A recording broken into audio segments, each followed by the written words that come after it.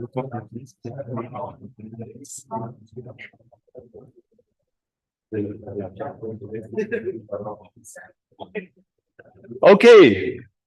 please take your seats.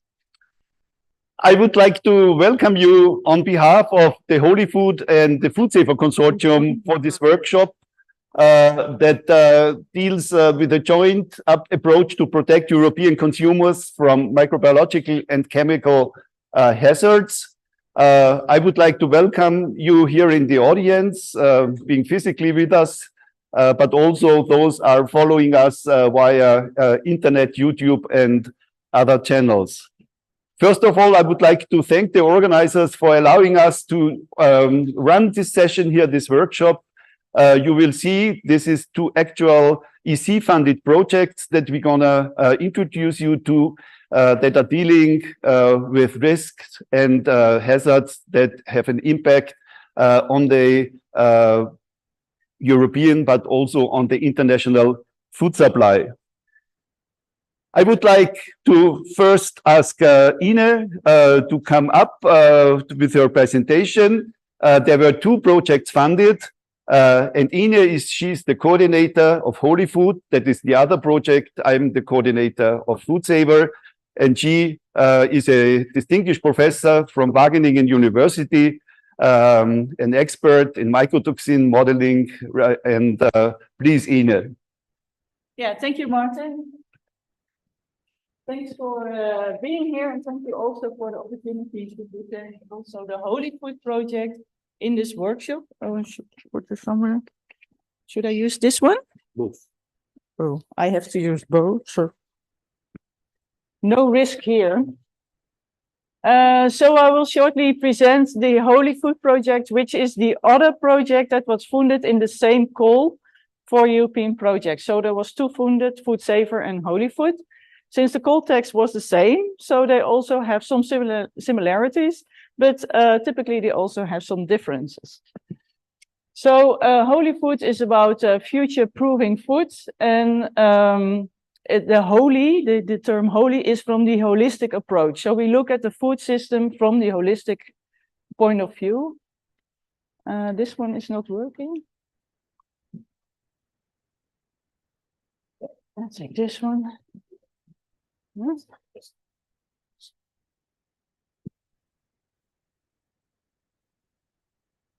Yes.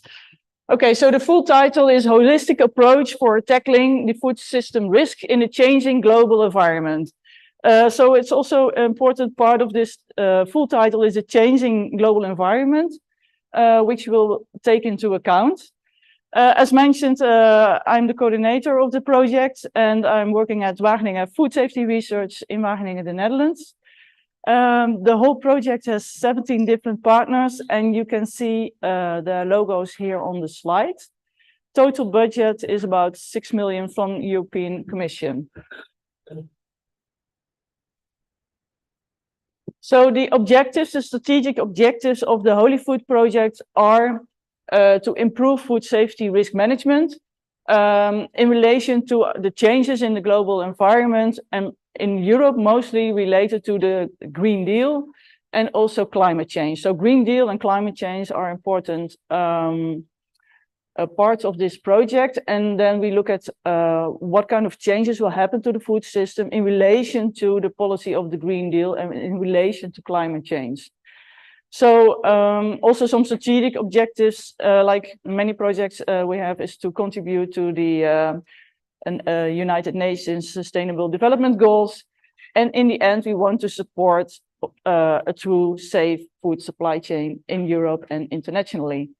In Holifood, we focus specifically on 3 supply chains, which are maize, lentils, and chicken.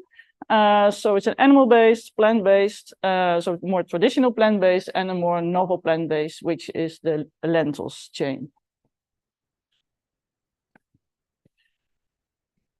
This slide presents you globally the structure of the work packages. So we have some technical related work packages, so to say, and I will go in more depth in that in a minute.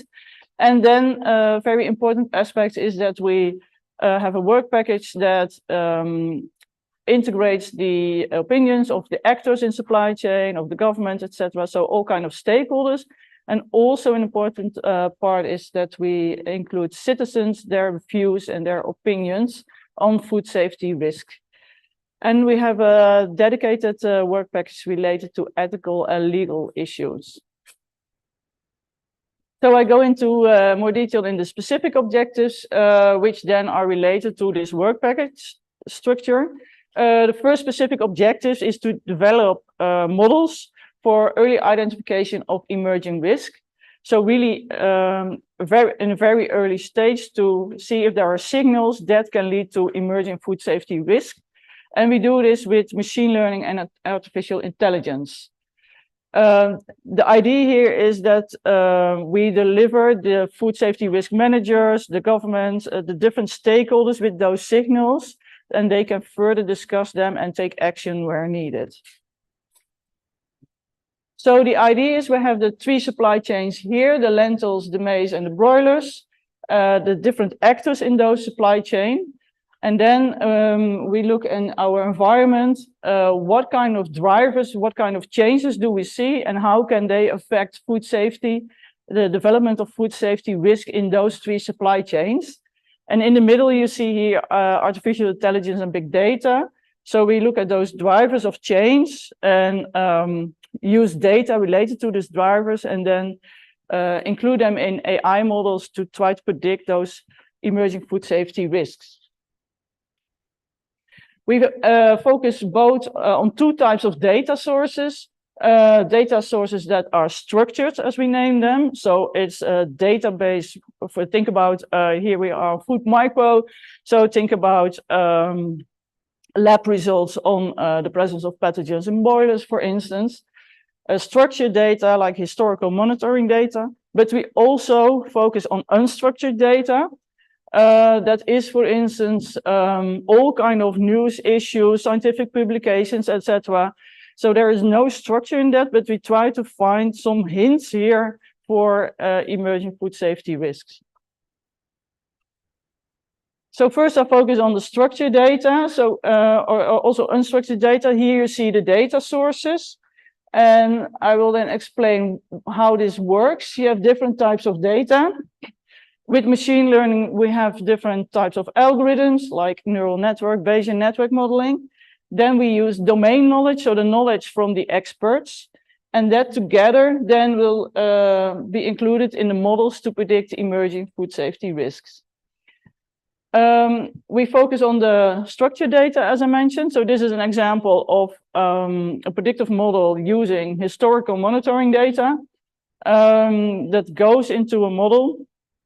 And also data related to drivers of change, like which you can think about price fluctuations, for instance, the gas price, trades data. All these kind of data are brought together, and then in the end, we want to predict food safety contaminations. An example of the unstructured data is topic modeling. And with topic modeling, you look into the literature and news items and see what kind of topics are always or very often mentioned together in news items, for instance. And in this way, try to extract information on food safety risks. So this is typically using text data. And another example is weak signal miner, which is trying to observe trends that trends that are not directly related, but at a certain moment can be related to emerging food safety risks. Then there is another work package in the project which is focusing on detection methods. It's work package 2. Here we include both the targeted methods and the untargeted methods, and both biological hazards and chemical food safety hazards. So there's a lot of work done here, but I'll go over it very quickly just to give you the topics that we work on. We work on the untargeted methods for chemical hazards, and here we have the high-resolution mass spectra data, which gives you a lot of information on masses, compounds that are present in the matrix, And then AI is used to try to identify important contaminants from that.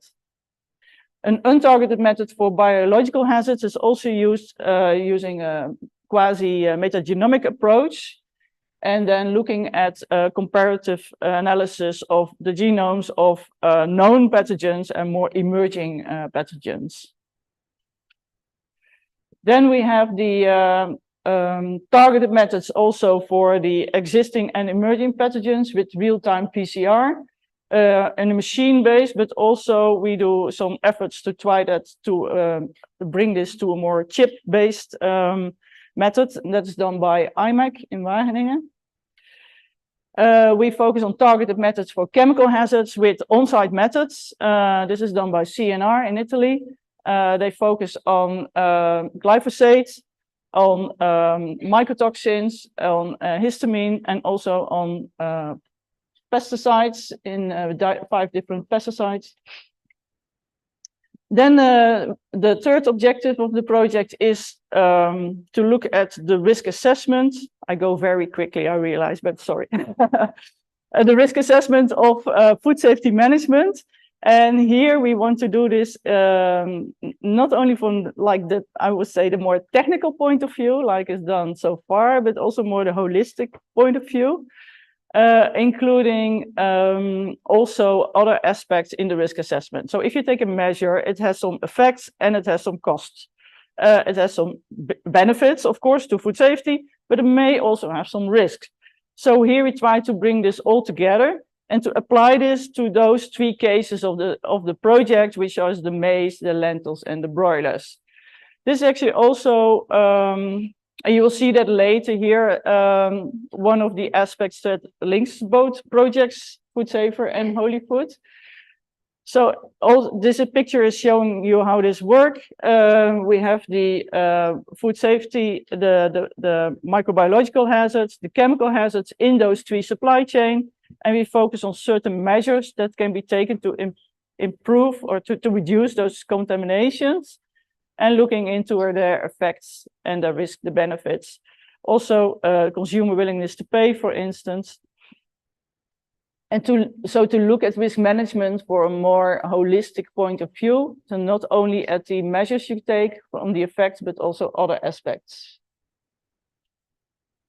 Then, as I already mentioned, the stakeholders and the actors that are relevant in those supply chains have an important role in this project.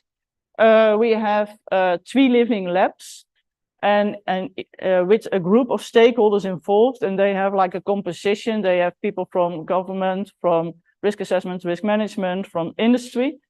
And each of the living labs has every year has a workshop. So in total, there's 3 living labs, and the duration is 4 years, so 12 workshops in the project.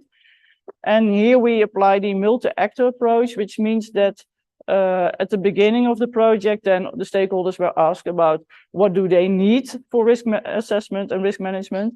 And then during the project, they test for instance, the models that have been developed in work package 1. And then at the end, they gradually also are more in the testing and validation phase. So throughout the whole 4 years of the project, they are involved in the different stages of development of the tools that we develop.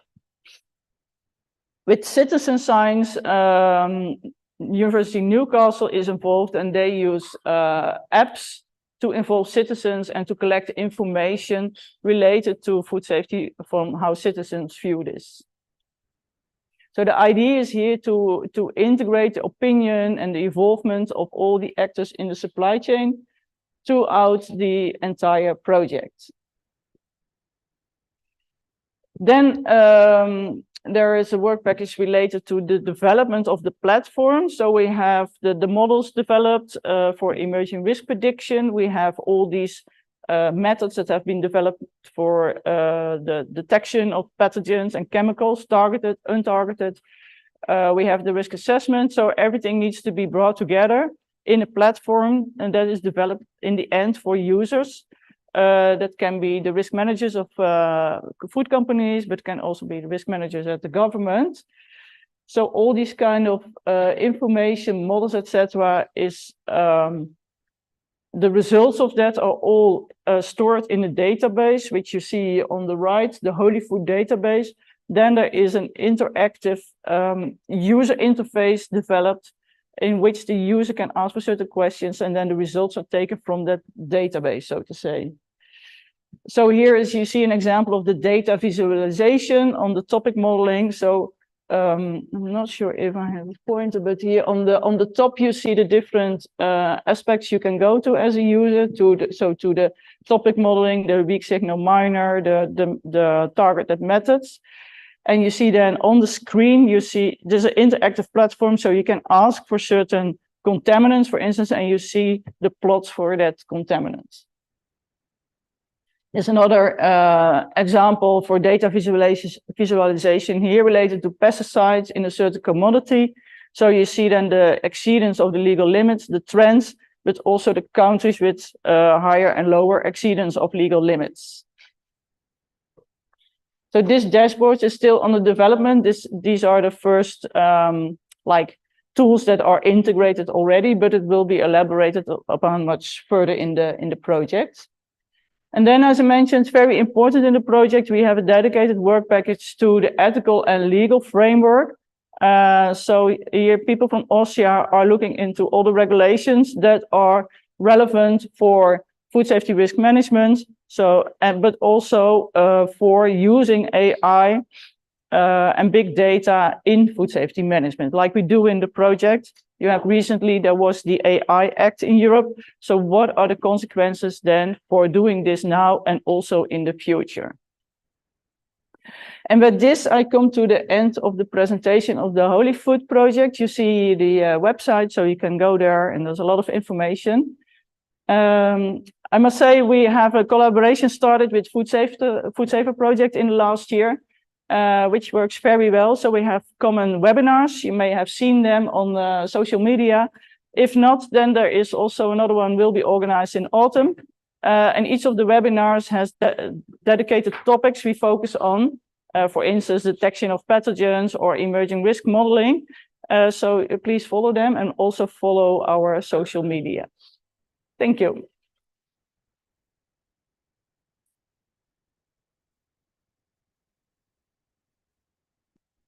Thanks, Ine. Any questions from the audience?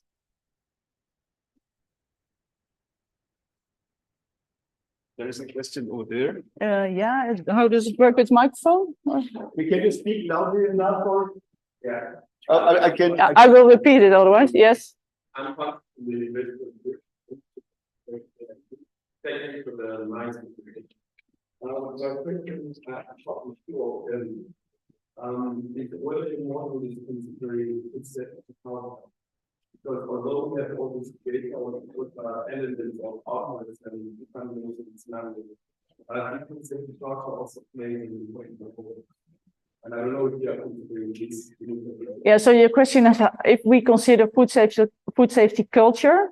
Because we focus a lot on contamination, but what about culture? Do you mean like consumer culture or food business? We do consider it from the company point of view, not so much from consumer, a little bit with the apps, indeed, the citizen sciences, but not like different cultures in different countries in Europe, for instance, with cooking and types of foods.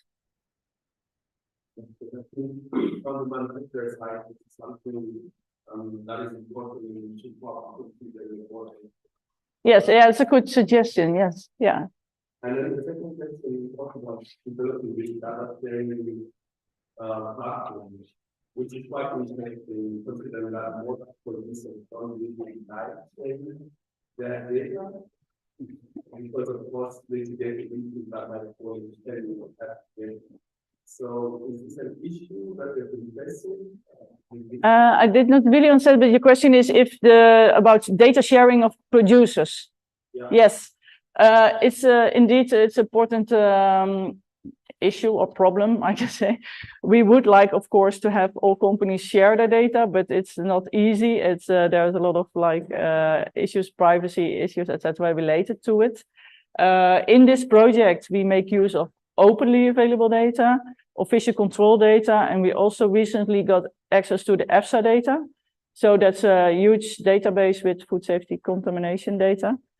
I lead another project in the Netherlands, a national one, where with like 6-7 different companies, and they do share all the historical monitoring data to the research institute.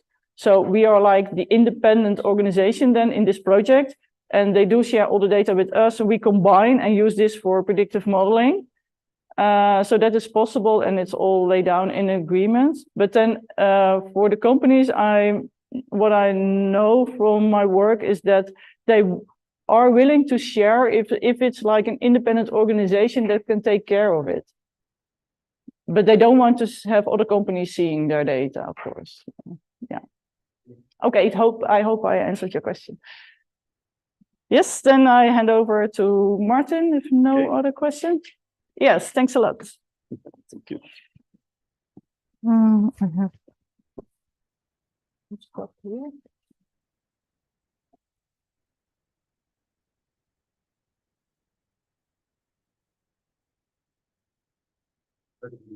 Yeah. Good. So We need is it yeah. books.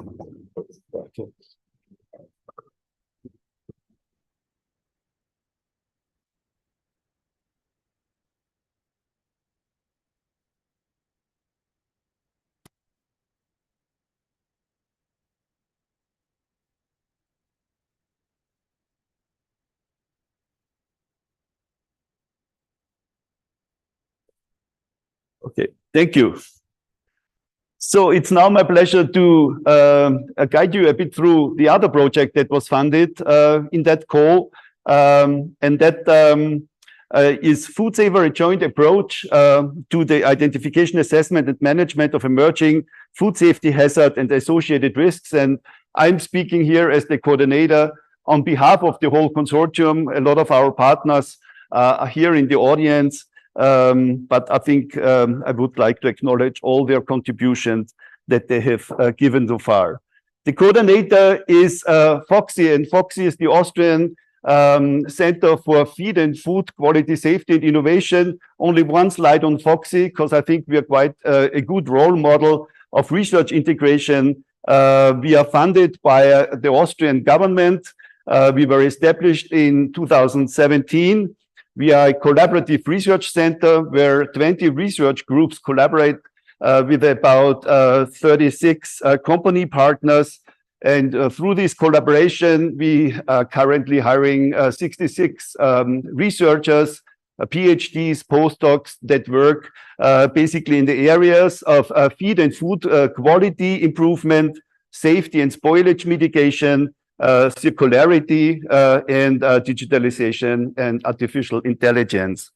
We just recently got a new funding for another 8 years, so that we can really build up on what has been done previously. In the meanwhile, we have cited over 200 papers, 3 patents, and we are also very active in dissemination via press releases, but also TV and other. We are also successful in providing solutions so industry can access us. And we are also partnering with other consortia as Foodsafer, and this is our role here in Foodsafer as a coordinator. Food science in the 21st century, I think, deals with these 4 big chapters: food security, the supply chain, food safety. Then there is the issue of food fraud that pops up again and again. And finally, and I think from the public health point of view, this is the biggest deal, is the nutritive value, dietetics. If you compare the burden, the public health burden coming in from malnutrition, then it's far from what we see, the public health burden coming in from hazards, chemical pathogens, microplastics, to mention as a new topic, and others. We see driving forces behind it, and the driving forces for future food systems deal on the one side with the changes in the population. 2/3 of the global population will live in cities in the future. With the growth of the population in Asia, in Africa, in other parts of the world. But we see also a new challenges coming on the food production, supply chains, food processing, via automation, via this new possibilities of artificial intelligence, and they all have an impact finally on the business and on the safety, but also on the revenue that the business finally can bring back to the people. The food sector, for example, generates a lot of jobs. Just to illustrate this with the Austrian situation, in Austria we have 9 million population, and around 900,000 people are working in the food system. So every 10th Austrian has some connection to the food business. We see a strong interaction of one of the major drivers, climate change, with the ecosystems and the food systems. The food production, storage, distribution, and consumption are just at the core. That is accompanied by food loss and waste, for example, especially also in the developed countries. But the whole system is embedded in the ecosystem. We have the problems of scarcity of agricultural land. We see the troubles with the oceans, pollution. We see the issues of biodiversity, and they all are triggered by the climate system. And these drivers can finally be summarized to demographic, social, economic, and technological, finally cultural impacts. And Foodsafer is starting to work on that, because the outcomes of this with regard to adverse effects is also dramatically increasing.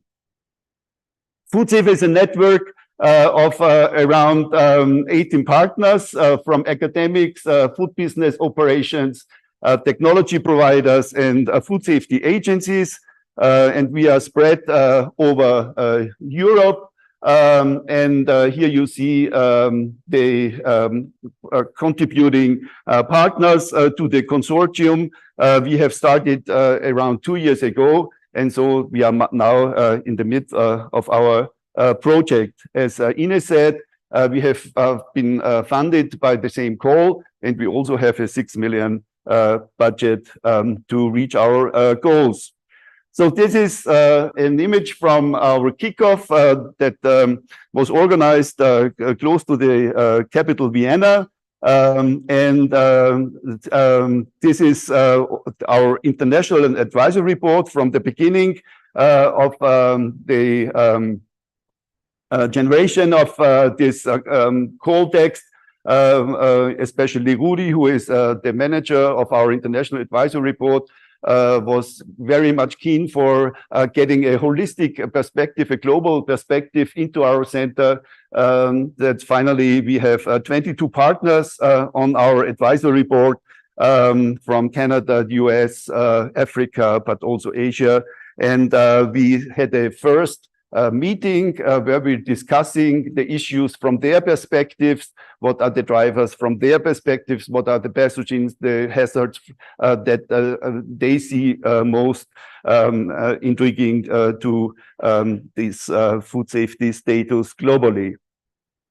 We're gonna meet with them again, and a first paper on this is going to be published soon.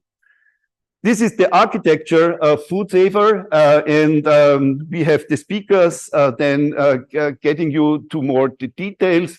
We have a work package 1 that goes for an impact analysis. What are the drivers and how can we measure these drivers? What are the indicators that can then be also monitored for this changing situation? We have then in work package 2 some activities that are lab-based with a focus on microbiology in work package 2, in work package 3 on the chemical side, chemical hazards. And a core of our endeavor, Foodsafer, is the generation of an open digital hub. And this one is not just thought to be a web-based, a web site. We are really keen for developing something that is a core element of the Foodsafer community for the future. And you will see in Una's talk how far we in general rating this open digital hub for enduring the product outcomes and also the transformation. A very interesting aspect, I think, of Foodsafer is BP5, because we would like to integrate what we have done on the conceptual side, but also on the lab side into food safety management systems, so that our outcomes arrive at the level of real food production. And this is the major part of work package 5. Finally, we need to support this endeavor by production of curricula. We need to support this by web-based tools, education material, training material, and this will be all facilitated through work package 5.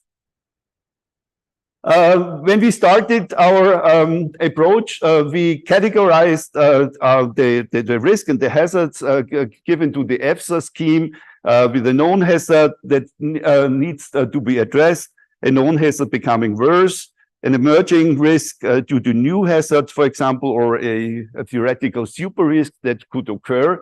And in our scenarios, we did a categorization of the risks we were working with. And because when we started our endeavor, we saw that there hasn't been a lot of advancements in the recent decades what regards, for example, microbiological food safety. So I'm a food microbiologist. This is why I'm bringing this example. If you look to Campylobacteriosis, we still at high numbers. We steady state now in the reporting EU-wide. Salmonellosis is the only real success story. We saw a decline in the recent decades. Verotoxin-producing E. coli, for example, are on the rise dramatically. Listeria, we saw an increase of the public health burden in the recent years. Now we are at a steady state. So not much to report, for example, here in the area of microbiological hazards.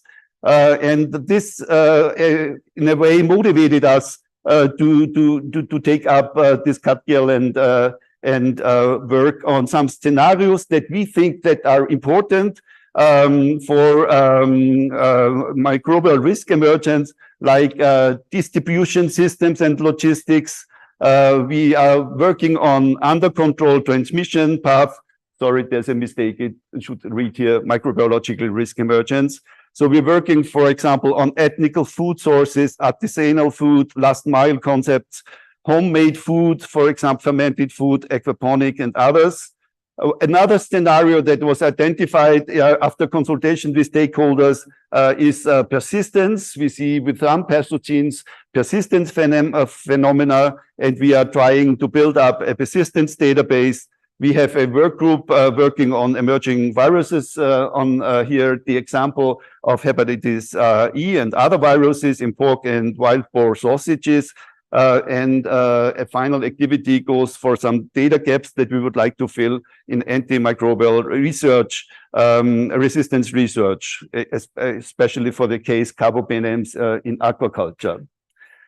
We have also identified with our stakeholders scenarios for the chemical risk emergence. Here we work on monitoring the effects of climate change by using predictive tools.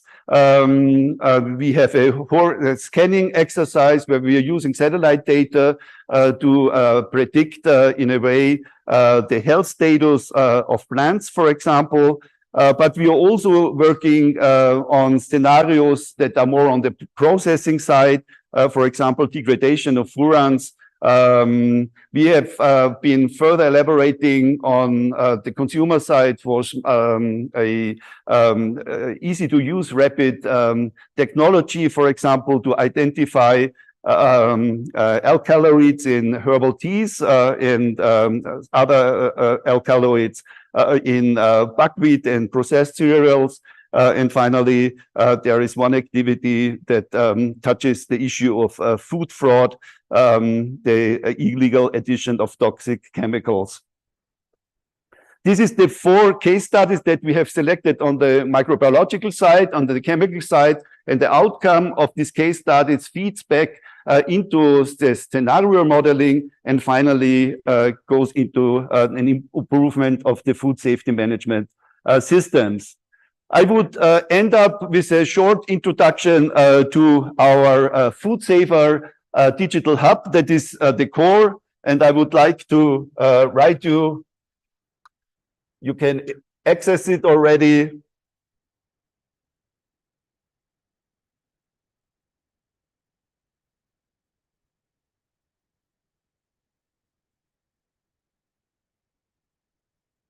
This tool should be active also after the funding has been quitted. Here is just the entering page. Welcome to our Foodsafer hub. It's an one-stop shop information tool that is thought for risk managers, assessors, qualified personnel working in the food system, business managers, but also authorities and other relevant stakeholders. It has been developed in the recent 2 years by our colleagues from IRIS in Barcelona, and you can already punch it in and use the tool, explore the tool. It's an open platform that we are now going to fill with content, and we are also asking you as providers of new information around the globe to support our activities with content, with new information, because finally, and if we succeed in that, this digital hub should be a type of a dashboard that everyone, when you get up in the morning and take your coffee, you just use the Foodsafer dashboard and you look what happened around the world. So what we've seen, for example, during the Corona times, when you just woke up and then you were looking what has changed over the recent day. The first release was already started. We now are trying to improve it. We had living labs. We have organized 3 living labs so far, where we were discussing with the food safety authorities. We had the first with our international advisory board, a first living lab in Barcelona, where we set up the whole system. And now we are going into the beta stage, where we are really trying to improve the whole system and make it as user-friendly as possible for all people of the food community. So this is then one of our web pages, where you then can categorize the risk, chemical hazards, chemical of biological sources, for example, microbiological and physical risks and allergens, and then you can find targeted information when you're browsing the system. I would like to conclude with that slide. I think this is also the conviction in our consortium, that many drivers will change the food safety status in the future. We are getting in a situation where impacts will be global. You can't solve them anymore by just national regulations or EU-wide regulations. We need to go into the next level of management of food safety hazards. We have been asking ourselves, how can we best measure the impact on food safety? What are the indicators? How we can best integrate the impact of this changing scenario in food safety management systems? And the fourth, I think, intriguing question is, how can we best communicate the impact to you as the stakeholders? We have started to tackle that questions. We will see how far we can come with our approaches, but we are on a certainly inspiring path, and yeah, I hope we can stay in touch in the future. Thank you.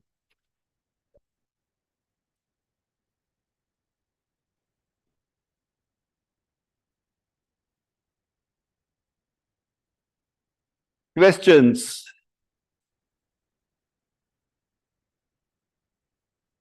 Okay, if this is not the case, then before the coffee break, I would like to call up Lisbeth, giving us the first presentation on Work Package 1. Work Package 1, as I showed you, goes for the analysis of drivers and indicators. And Professor Lisbeth Jackson's in her team with Nina Hommels and Matthias Vermeesch, she has been the driving force behind Work Package 1, creation of a database for drivers and indicators. And Lisbeth, I'm gonna give you the microphone.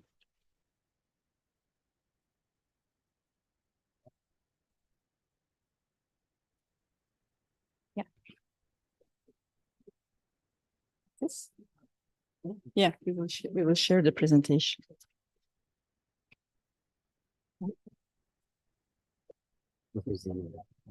Yeah. Okay. Yeah. Okay.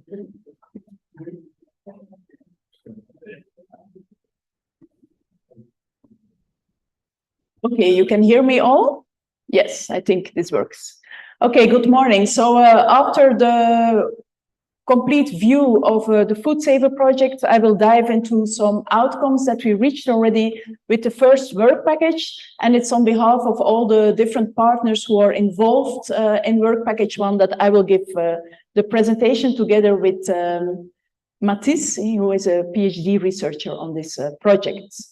So we will look into the drivers, which we are trying to identify. So the drivers for change, which have an impact on the hazards in our food system. And this picture you saw earlier in the presentation of Martin. So we are interested on how these drivers are changing hazards in our food chain and can eventually evolve to these so-called super risks. Why are these drivers important? Because we can then anticipate anticipate on the level of risk management. So this is more than the governmental decisions which are taken to change legislation or to go for other guidance initiatives for food business operators. But on the other hand, we can also look at what individual food business operators can do in the frame of their food safety management system.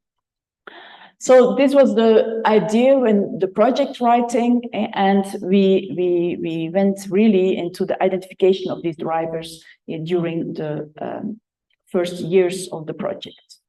So drivers, you can classify them. There are different classification systems, but we worked with the so-called STEEP system, so social, technological, and economic drivers, environmental, and more political oriented drivers. So this is a typical classification which is used. These drivers can have a direct impact on food safety hazards, but sometimes also more an indirect impact.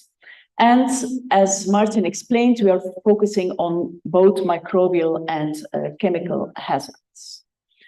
So in this short presentation, we will go through these different steps. So how did we identify the hazards? How did we identify the drivers?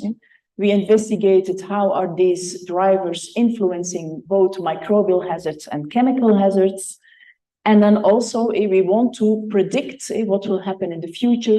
So therefore we need to have indicators for those drivers to be able to anticipate what will happen in the future. And I will shortly finish up with what we will do with this type of knowledge that we gathered in our future research. So for the identification of the hazards, and we will be back to the definition of the emerging risks of EFSA. I think everybody is quite familiar with that. And we are not really focusing on new identified hazards, but the known hazards. So how can these known hazards become an emerging risk? So this is both on the fact that you can have an other, I don't know, is this working? Yeah, you can have a known hazard with another exposure, or you can have a known hazard which is becoming more important. And like this, your exposure will also change, and then these are becoming new emerging risks. So based on the well-known rapid alert system for food and feed, there we did a data extraction to identify microbial and chemical hazards. And here you see a categorization of the difficult chemical hazards that we looked for in our identification then of the drivers later on. So it's about the residues, it's about food contact materials, well, migration from food contact materials, food additives, a group of environmental pollutants and heavy metals, process contaminants, and then also the natural occurring hazards like mycotoxins or plant toxins. Related to microbial hazards, there we found, of course, the vegetative pathogens, the spore-forming pathogens, and the viruses. So these are well-described hazards, so these are not new hazards.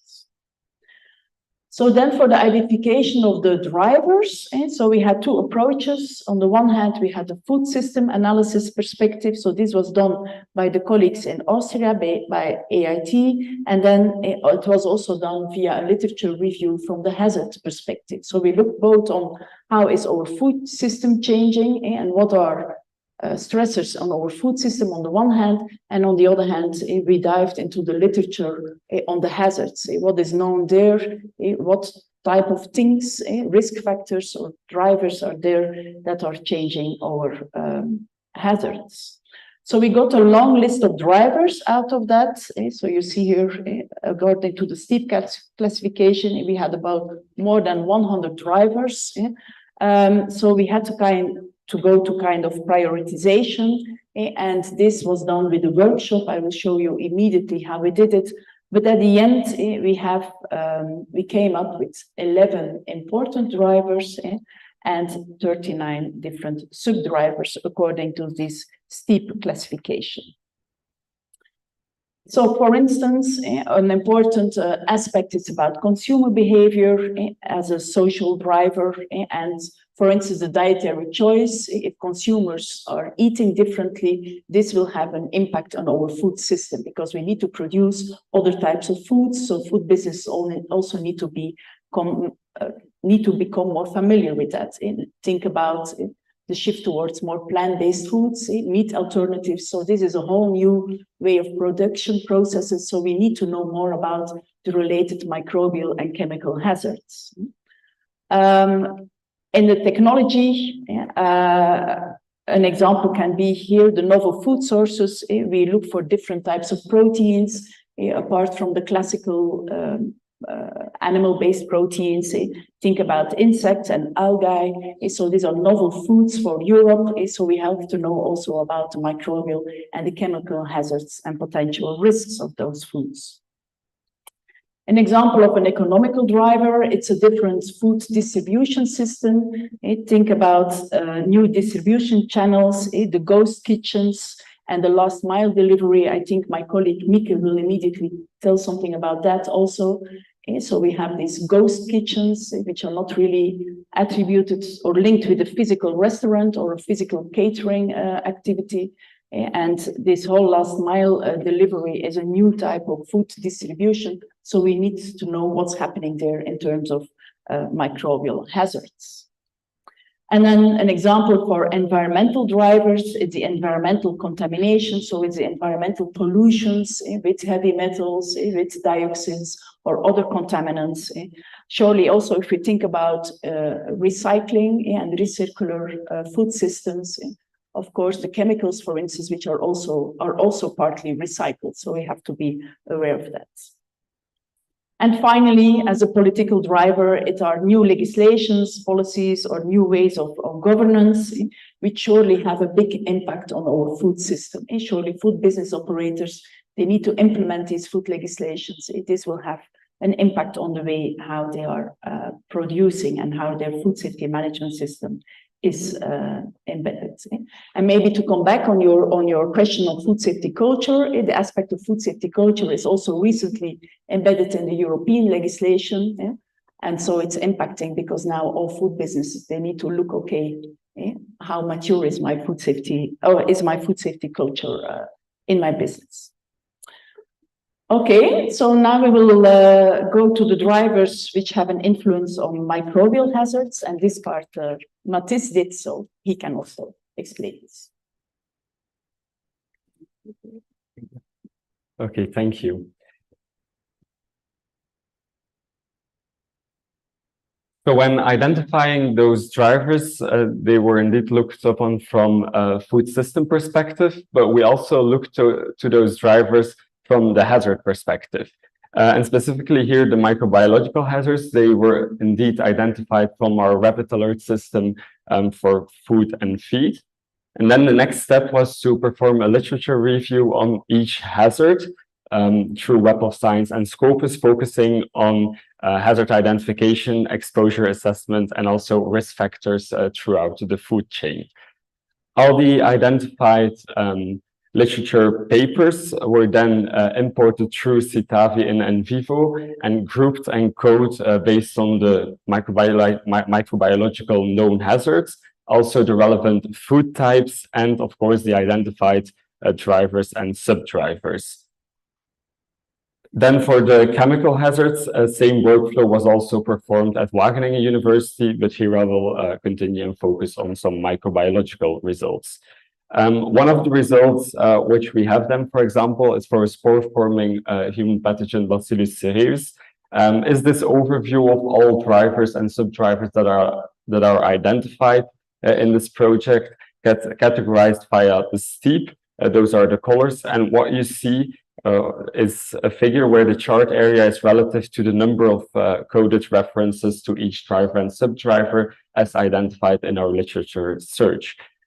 So what we can identify beneath all those drivers are actually then trends and risk factors that are noticed and mentioned in scientific literature.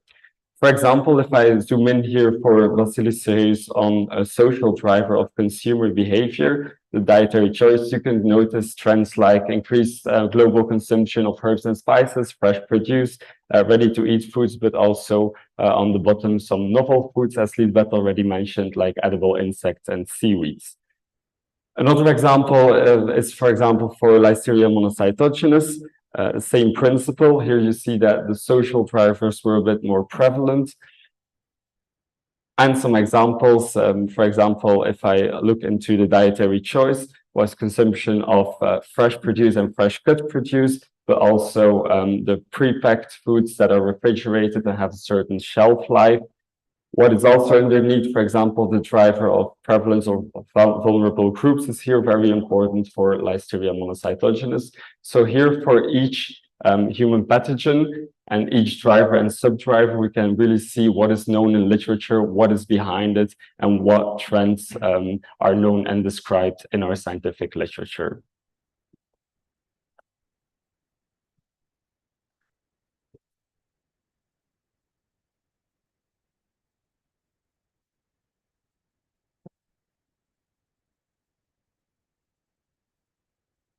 Okay. Yes, then we switch back to me. I will explain the work which was done in Wageningen. So there they focused on the chemical hazards and the drivers for the chemical hazards. So they did a similar work first, as Mathis said, to identify the different drivers from the literature. And then they went into a classification or a prioritization, and they used the multi-criteria Promote approach for this. So different features, different parameters of the drivers were identified, such as volatility, controllability. So this has to do with the degree of how much distribution is there on the drivers, and to which extent can we already control those drivers. But then they also looked into the parameters related to the associated hazards, such as the likelihood of occurrence and the severity of those hazards. So this was a questionnaire based on with experts. So here you can see, well, it's maybe a little bit small, but it was a variety of different experts with different backgrounds, and in total, 49 people could fully respond to the questionnaire. And actually, based on that prioritization, 3 different priority zones could be identified. So the top 3 you can see here, it's about the driver for legislation, policy, and governance. The second is the technologies in food production, and thirdly, it's about the food processing technologies. Then you have a second set of indicators which are, with drivers which are important. Then it's consumer behavior, health and well-being, and demographic development. And finally, we have done supply chain management of natural resources, and then here bioprocesses, geopolitical instability, and environmental contamination. This was a bit strange because environmental contamination, we think this is quite an important driver for chemicals like dioxins and other heavy metals in our foods. Anyway, so they also made a kind of a heat map. So this is to find a correlation between, on the one hand, the hazards, which you see here, and then the different drivers. So the more colored, the more association was given by the experts. And for instance, here you see very clearly a relationship between the environmental pollutants and the environmental contaminations which may occur. In this exercise, also the microbial hazards were taken into account, and you see quite equal distribution of over all these different drivers. So that group of experts, they really thought that many different drivers are impacting these pathogenic bacteria. So, but this was really a group of experts of 49 people who made this exercise. So, in the next step, we know a little bit which drivers are more important or less important for chemical hazards and microbial hazards. We wanted to find indicators for these drivers. So an indicator gives somewhere a direction on how this driver is changing. For instance, are we eating differently? So we can look then to the indicator of of consumption. So we can go to the consumption databases to see, are people eating more plant-based foods or not? So this gives us then an indication of the driver about consumption habits. So that was quite a challenge to find data sets which are giving an indication of these drivers. And well, an important part of the project time that we had within work package 1 was on the identification of these indicators. So Martin also explained about the open digital hub. I will explain immediately how we will try to link those indicators in the hub. So this is an example of our list, a preliminary list of different databases which can help us as an indicator. It is a little bit linked also to what Ine explained, what they tried to do in the Holifood project. So these are, for instance, trade databases, import-export of foods. It's about price databases. It's about consumption databases. So these are the well-structured databases. On the other hand, we have less structured databases, as Ine also explained. It's about scientific information, newspaper information, etc. So we did this attribution of databases and the sourcing of databases via a living lab. So also in Foodsafer, we work with living labs. And this is a visualization made by our partner AIT from Austria on how we did the living lab to identify those indicators. We worked with such a Muro platform. So really from the living lab, we got information on the different databases which are available all over the world. So as I said, in many Eurostat data, EFSA reports, for instance, rapid alert. So these are the well-established structured data bases that we can use. Next to that, we also have the more fuzzy databases. Anyway, this is already a glance from our hub. I think immediately in the next presentation, you will see more about that. But in this, under this part, you see the steep here, the social, the technological, etc. So you will be able to click on certain indicators, and then you can see a trend of this indicator. This is now an example. So you see that suddenly something is changing, and this should be then a kind of a warning to risk managers, to food business operators.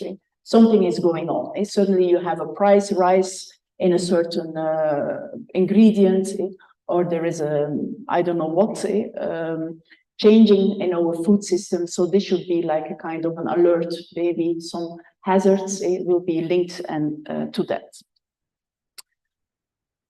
So indeed, this is what we want to do further in our Foodsafer project. We want to develop, based on this type of information, other tools, methods for risk managers. So risk managers, again, these are the more the governmental level or the international level where risk management decisions are made. And then on the other hand, we also want to integrate this in tools for food business operators. So then we look more into the food safety management system. And I just have some slides to finish. So this is also the work that Ine will perform from Wageningen University. It's about resilient risk management.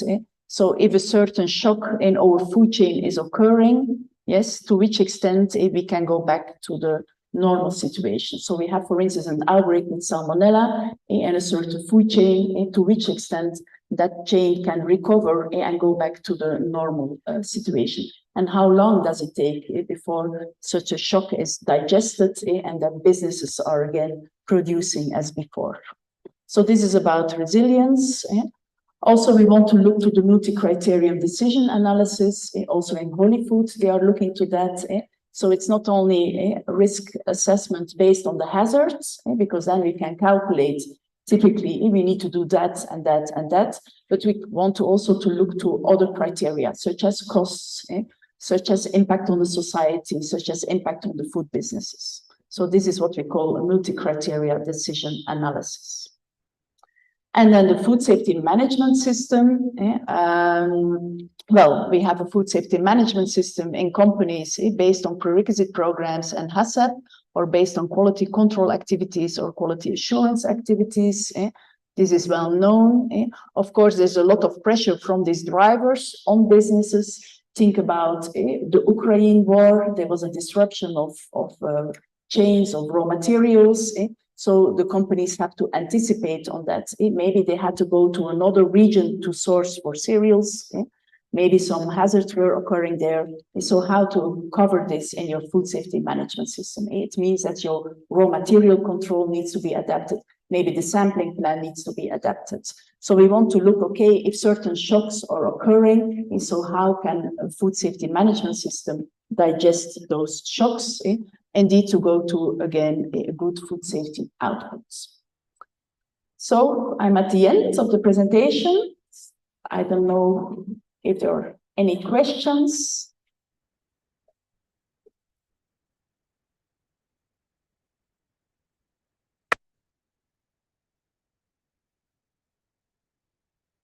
Any questions? No? Yeah, Nieke?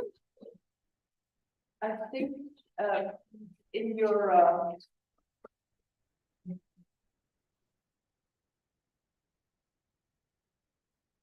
I think somewhere in your presentation, in the experts, I think you grouped them, and the first three, there was food processing technologies and technologies in food production. What is the difference between the two? Good question. Yeah. Mathis, maybe you can help me out of this. You're more closely related. I think one is about the real. Yeah. Okay.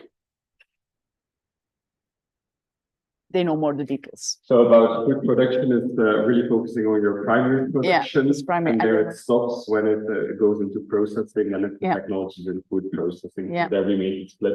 That's why it's all about technological drivers, but we make the distinction between Indeed. technology and food Primary production. primary production and technologies in food processing. Yeah. Yeah. Um, New cultivation techniques for vegetables, for instance, hydroponics, for instance. So these are technologies which are used in the cultivation, the growing of the vegetables and the animals.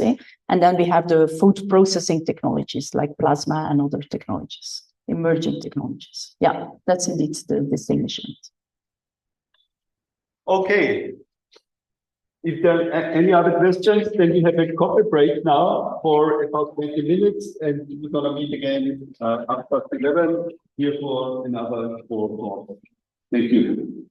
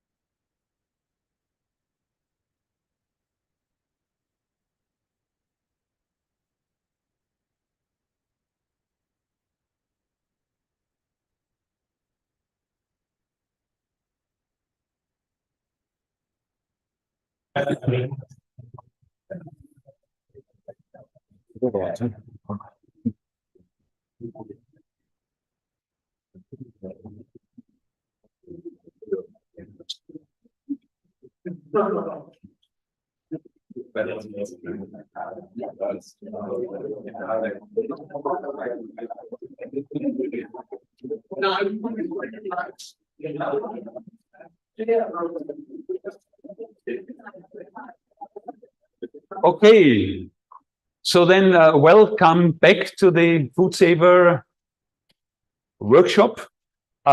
Thanks, Martin, for handing over. My name is Rudi Kriska, and you know Martin Wagner already very well. He's a professor at the University of Veterinary Medicine in Vienna. I'm a professor at the University of Natural Resources and Life Sciences, also in Vienna, but a different university. But what we have both in common is our passion for tapas on the one hand, and also our passion for Foxy, because Martin, as I think you all know, is scientific director of this Austrian Competence Center for Feed Food Safety, Quality and Innovation, and I'm there as an area manager.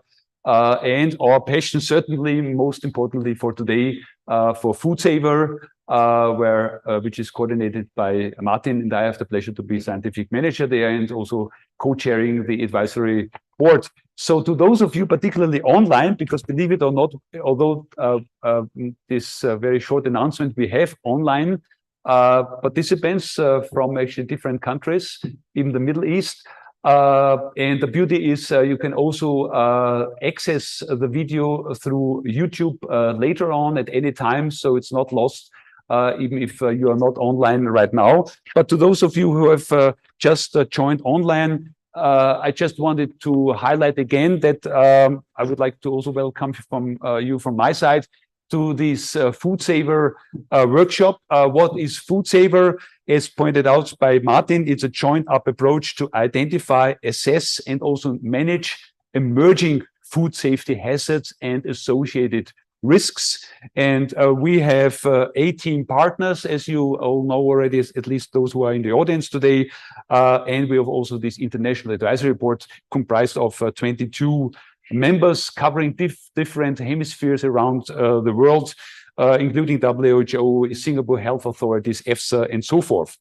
I would like to point out that within Foodsafer, we pursue not only multidisciplinary approach, but also a case study approach. And that is why Foodsafer proposal has been structured around 4 case studies in the microbial arena, addressing microbial risk, emergence and persistence, and on top of that, 3 case studies dealing with chemical hazards and associated risks. And this is why it's not a big surprise then that our talks now are also structured around this case study approach. The first one will be dealing with case studies of microbial emerging hazards and associated risks, which will be presented by Professor Mieke Uitendaele, if I cannot pronounce that correctly, from Ghent University in Belgium.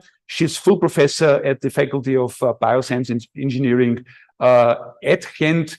She is one of the most cited authors in the area of food safety worldwide. And for food safety, very important, Mieke, you are leader of work package 2, dealing with microbial hazards and associated risk emergence and persistence. And we are very much looking forward to your presentation, please.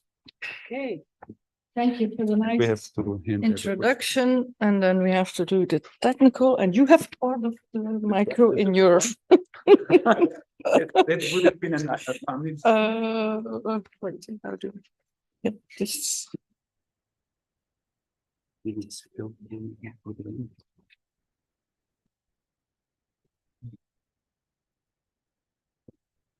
Yeah, and women and dresses and microphones is not always easy, but it will work. Okay, thank you. Welcome back to Foodsafer, and thanks for the introduction and your interest in all what we're doing here. I always a bit sad if I have to speak, because I always have to speak about hazards and yeah, food safety. At the end, a lot of food is very fine and we enjoy it. So as long as we as food microbiologists or who are in chemistry enjoy the food, it means that it's quite okay. But still, it's only okay because we do the research and we address on time the hazards.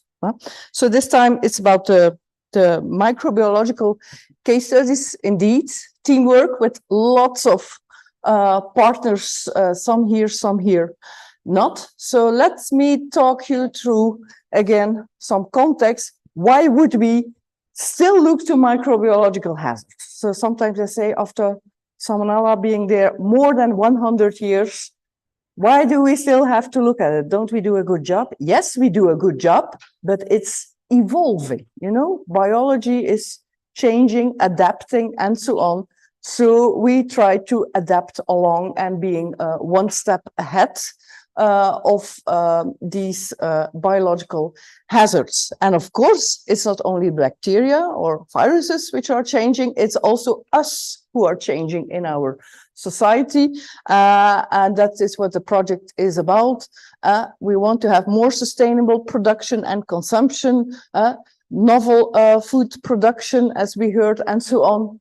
Okay, so we go and see what would be otherwise, other bacteria, other viruses, how do they behave differently, and especially in this novel or low regulated production system. So we have a number of objectives. I'm not going to, so we have more in this work package than I have to tell you today. But so we will look at this another hazards and traceability with the food chain lab. I will focus especially then on the second task, what data we have already in this low or unregulated production and distribution routes. There's a whole work package on Listeria and persistence. So maybe another time we have more time to look at that one. Looking at hepatitis E viruses, it's not only bacteria, but as we know, viruses can be very tricky as well. And of course, on the antimicrobial resistance, but I have to pick only in my time on some things. So it would be where we have already some results to show you there. So indeed, case studies, what are low or more, we think we have to look at newer production systems because of increased consumer interest. And that was, for example, I think the natural fermented vegetables.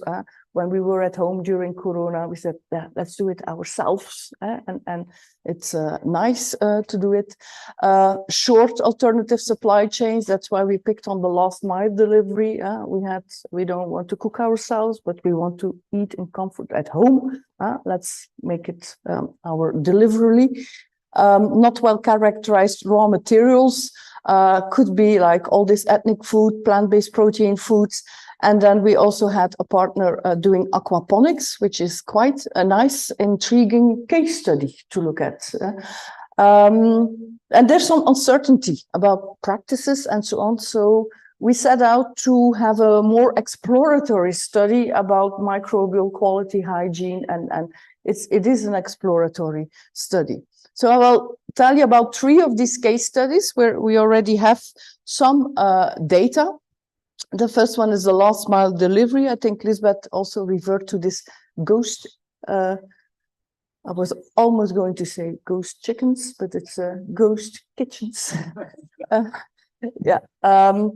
Yeah, it was like a lot of, like, they have different names, but actually it's one restaurant behind the scene who prepares. But then we saw it was like a hype. But then, yeah, I mean, people really want to see the real name, a real authentic restaurant behind it. So when we did the really study, we actually ordered at Ghent University, we order to a certain restaurant, they bring and see, and we didn't eat it, we analyzed it. We had to tell our financial officer. They say, okay, you always put on the projects nice meals. No, we don't eat it. We analyzed it. You know? So this is oh, it goes very quick here. Examples, and we try to see different kinds of this ready to eat bowls, you could say. It's very popular, at least it is with us. We have to do it in other countries because we do see it might be different in different countries in what we eat and how it is delivered. But we had a vegetable based with some protein component, if it's chicken or some cheese or some other things, some tofu maybe. And then where there's like a pasta or a rice, and then with vegetables and things. So it's good for the nutritional. There is nutritional value in it. It's healthy food and so on. But is it also safe food? That was our thing. So we ordered 2 times, 15 of each. Why 2 times? We did it in, I think, more in the winter time and a bit more in the springtime, because also when you deliver, it's not always in a cool box, and could be warmer outside or not, and it might impact. So we do online meal preparation, last mile delivery, and actually we analyzed. What you see is some data on just intrinsic factors, which of course pH and water activity and the food microbiology, it impacts the growth, and we see that the conditions are actually good for facilitating growth of microorganisms. Do they grow? Will they grow? We looked at Enterobacteriaceae, which is a quite bigger group. Okay, they are there in certain numbers. Should we worry about that? Well, we know there's vegetable base, so there are leaves there, and we know that vegetables, they have a certain microbial load. So I think we can expect that then also in these ready-to-eat bowls. We went a bit deeper into some potential foodborne pathogens like Staphylococcus aureus and Bacillus cereus. There, indeed, as you see, we find them, but it's not a problem if you find them in not too high numbers, because it's only when they grow to the high numbers that they produce enterotoxins and actually make you ill. So, some Staph aureus, we find them, but never more than, let's say, 4 log, so never more than 10,000, where our threshold value about making toxins would be 100,000 per gram. Okay, so, but there's not that much away from it. So it means that if you have it and you get it delivered, it is the idea that you eat it immediately and not that you keep it, especially not on the shelf. So it's actually, you deliver and you have to eat it immediately. If we look for the pathogens, so one time out of the 60 samples, we had the Listeria monocytogenes detected per 25 gram. So it's there, but it's not in innumerable numbers. And for the hygiene indicator of E. coli, we find it twice, being more than 10 per gram. And then we looked further for Salmonella, but we did not find any Salmonella. So overall, I think we can say what is delivered, it was safe to eat. Yeah. We also looked at the temperatures, and you see all kinds of things there. The temperature at delivery, the meal, you see it goes from actually about 5 degrees to more than 50 degrees. So it goes like, whoa, the whole range. Which, if we look a little bit more into it, we see that the dishes where there was fish, they have a more tendency to have lower temperature, because it's often they might have some really low, like smoked salmon in there, which is lower temperature, and then, it's too quickly. Then if you look at the chicken, for example, it's higher temperatures, but actually we think it indicates because it's really cooked chicken. So actually what we see is if the restaurants probably get the order, they start immediately preparing. But I think it's a good thing. It means it's freshly cooked, prepared, put in, and then delivered. So it's still hot from the preparation. It's like, yeah, if you're at home, you know, you get your meal quite fresh, but it's higher temperature, you know, it could grow. So it's also the idea then that you eat it immediately. So that's all the time the message. And indeed, if we looked about things that should not be heated, you see it's lower temperature. Things that have been heated due to preparation, it's higher temperature there. So what about it? Just the preliminary conclusion could be an online order. Okay, we indicate it's like a just-in-time meal preparation. It's not that they take out probably things that they prepared the day before and then take it up to you, because actually you don't know. You get it delivered. So I think that's a good thing. It's just-in-time meal preparation. There was also quite fast delivery, was about half an hour. Sometimes a little bit 40 minutes, sometimes even within 20 minutes. It's also something typical in an urban environment. So because I live a little bit more rural, it would be more difficult, I think, to get it. But it's fast delivery, so that's actually okay. If, of course, good practices are respected in the restaurant kitchen, but they have to do it anyhow in catering, quality of raw material, kitchen hygiene, and also consumer has to do a direct consumption. Yeah, we're still looking into it now. What if we would keep it 24 hours on the shelf, or if you refrigerate it, if there would be abuse, what would happen? So that could be an indication to look at. But of course, it should be, results are now also in here in Burgos, they will do the same thing, and also IT will do the same thing in the area of Thun or Vienna, and we see what kind of meals they will have. Okay, then we go to case study about the fermented vegetables. We were quite keen on that. So our reference is like well-fermented vegetable with a starter culture added, and often they have been sometimes in an also heat treated afterwards, but then you don't have the beneficial things.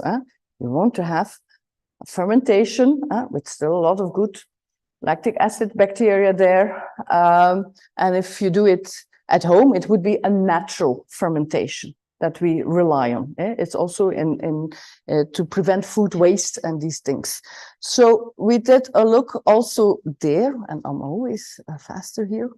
So we did it at 2 countries. We were to the local stores, and we really had to look out. I think we had almost every kind of fermented, natural fermented, because it's not in the big supermarkets. You really have to go look, but some people go there, and they go there on a regular basis.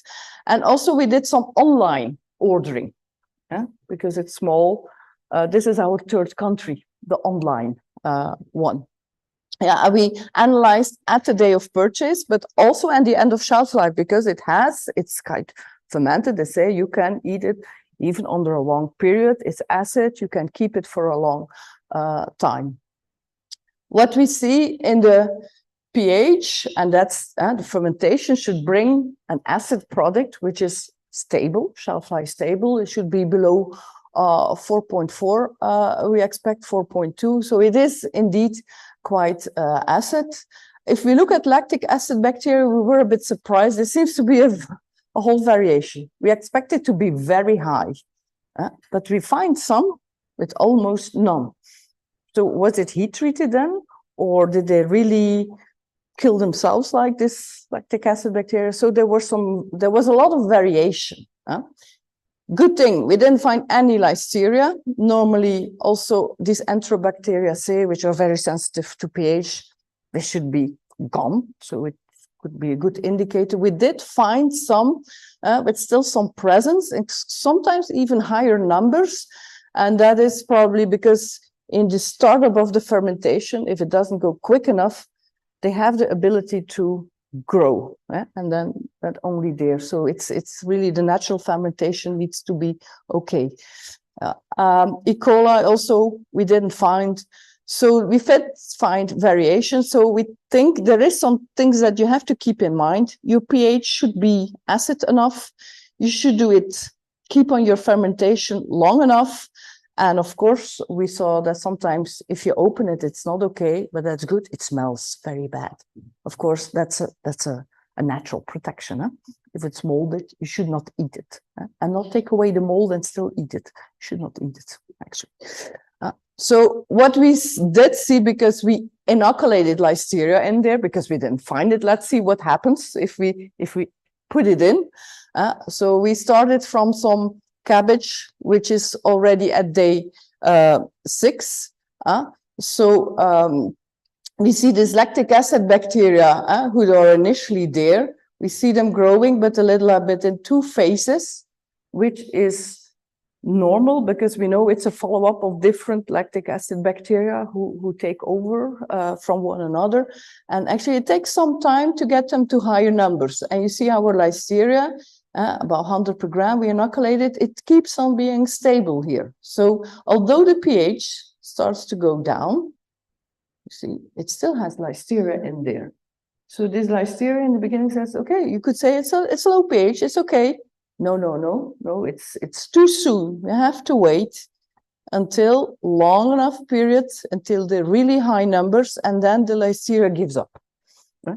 It's kind of a resistant bacteria. See, I'm stressed, but I'm still around. So you really need to have a long time before, And actually what we see is they go down 12 days. If we did it another time, it took up to 14 days. So we say like 2 weeks is a good thing. Because often, I think Cynthia from IT, who's here, she also looked at social media, how to do it. People give hints to one another. It says, oh, the pH goes down and within 5 days. So I think there's some advice sometimes that needs a better good practice. So we said, let's make it this good practice based on our results. So it's something that is now evidence-based that we can give as an output. And then the last case study, we have some results, is on the aquaponic farm food. So actually we work together with an aquaponic farm in Brussels, which is actually kind of a project, also a social impact, because it's on the roof. It's like urban agriculture. People would like to do it. So it's a combination of having the fish in there. It's a deconnected system, but the water is also going to grow this basilicum, this herb plants. But it's not an overhead irrigation. You see, it's kind of a flood table. So the water goes on. So they take up the water via the roots and it goes back off, and then they recover the water again. So the water they use is actually a combination of, it's a big tank where they have this fish water in, but depending upon the time and how much water and so on, there might be also well water. They might use rainwater from the greenhouse as well. And they recover some of the water that comes from the tables after the flooding. So you want to have a kind of a closed system, and it varies a bit. So it's we were interested in all these waters as well. So what you see is that in the water is a total count. It's of course not potable water. Yeah, it would be too. Yeah, that's why we have a closed system. And that we see the drain water is actually that coming from the tables, flooding tables again, is higher because it has been in contact probably with the soil of this plant, so this will be higher. E. coli, we didn't find really so it's okay, but we also looked at salmonella, and then you see some positive, but these are presumptive salmonella. When we did really the identification, it was often Citrobacter, Proteus, so they're closely related. So they look the same on the plates, but actually they are not. But it does give us a bit of an alert on if it would have been Salmonella. You do see that it's in several kind of water. It could be like in the rainwater. The first time we went, it was a very dry period. It rained, and probably there is, some dirt on the greenhouse, which might come along. So there is kind of a pressure around there. In the fish water, it could be, of course, there's some excretions from the fish. So it could be. So it's kind of a pressure we have there and in this water. Of course, the water is used for the growing, and we looked at the peat moss, so it's the substrate where they grow the plants. Also there, we have attention, it's soil, it's soilless, it's a kind of peat moss, so we know it has a lot of bacteria. And we also have a pressure of Enterobacteriaceae there of maybe, of course, this then is the little plant seedling. When they do the seedling, they actually use well water. So they know this, so they have kind of thinking already, we need to use the nicest water there. You see already it is there still. Then the plant starts growing bigger. We still see, and then it's really the full plant where we both sample the peat moss, but also the leaves. So in a way, of course, there is no contact exactly between the water and the leaves. And I think the plant starts growing, and we see actually the leaves, they get bigger in a nice greenhouse environment. They are less contaminated. So if you look to other plants or leaves from outside, they're quite higher. But there is kind of a little pressure there. So we think it's quite important that there is really no overhead irrigation there. And it needs to be monitored, like the quality of the water and the things. So we still have few studies on aquaponics and food safety. You do see a lot of studies on aquaponics, on the system and how to grow the plants, the fish, but not on the food safety aspects, actually. We also have university people in aquaculture, in hydroponics, but they're not really looking at the food. So it's good to have that triangle of everybody looking at it. Indoor farming, of course, it's more protected, but it's still in need of good agriculture practices. And often it's forgotten. It's very enthusiastic people. We want to have this aquaponics, urban agriculture, good, and so on. But you need this awareness and training. The flooding system is actually beneficial. So the system on how you use it is quite important, on how you design it.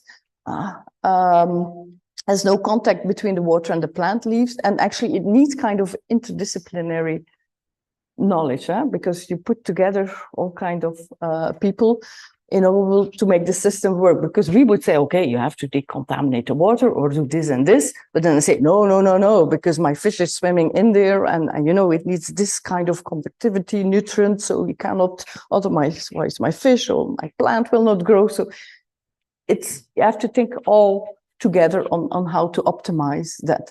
This is, of course, one aquaponics, so maybe we need to verify it in another condition. We did 2 batches and so on, but we will need to verify. Okay, that's what I have to say. But of course, we're only the pre-workshop of Food Micro, so we have more things to share in the real Food Micro conference. So on the Listeria, Lauren will have a flash presentation there. We have more of the posters on vegetable and last mile deliverably from Matthis, so you can have and discuss more with him. We have a poster on the antimicrobial resistance, again on the persistent Listeria, and I think we still have a poster also from Atoms, also on some of the dairy. So you have to take a look around in Food Micro and you will find us again. And of course, we have now a lot of outcome. So we want to present, so you can see us on other events, just a few of them here, but many other conferences. So at the end, this is just the glimpse of the start of the results on how we deal with Foodsafer, but I'm sure we have more to come. So follow us and the logo of Foodsafer. Thank you.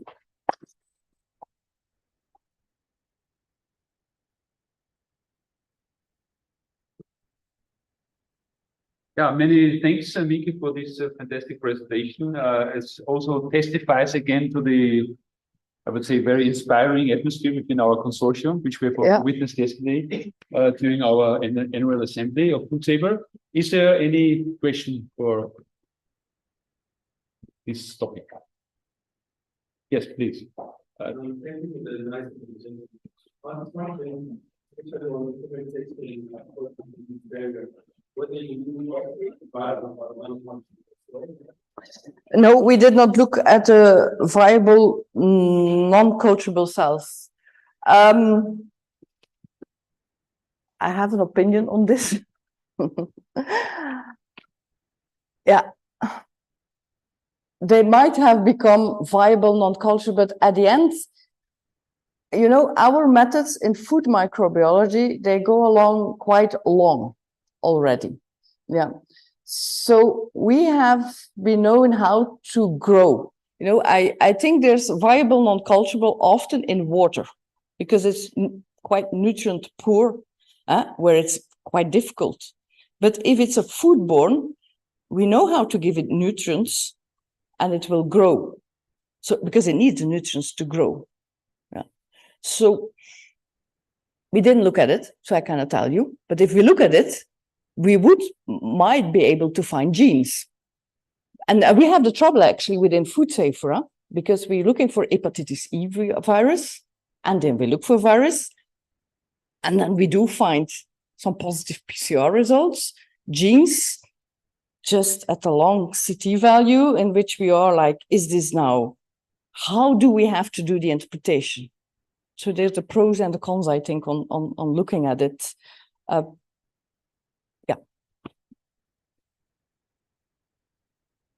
Okay, so then many thanks again. Yes, I would take it all in one hand. Yeah. Thanks, Mike.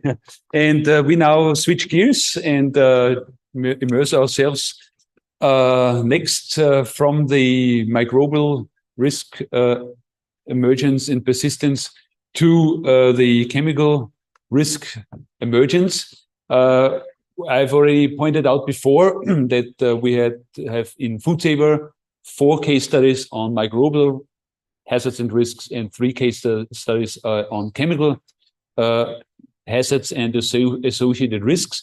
And who would be more competent and more enthusiastic than Michele Sumann? He's the head of food safety and authenticity research area at Barilla.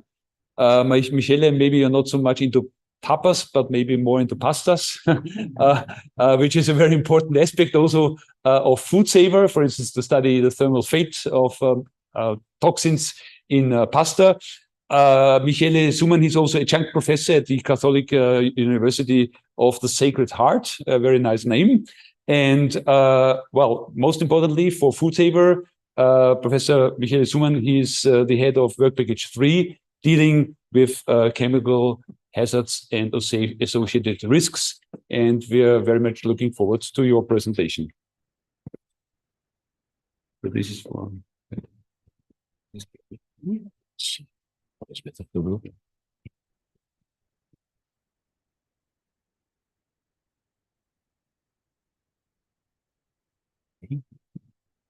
Yeah.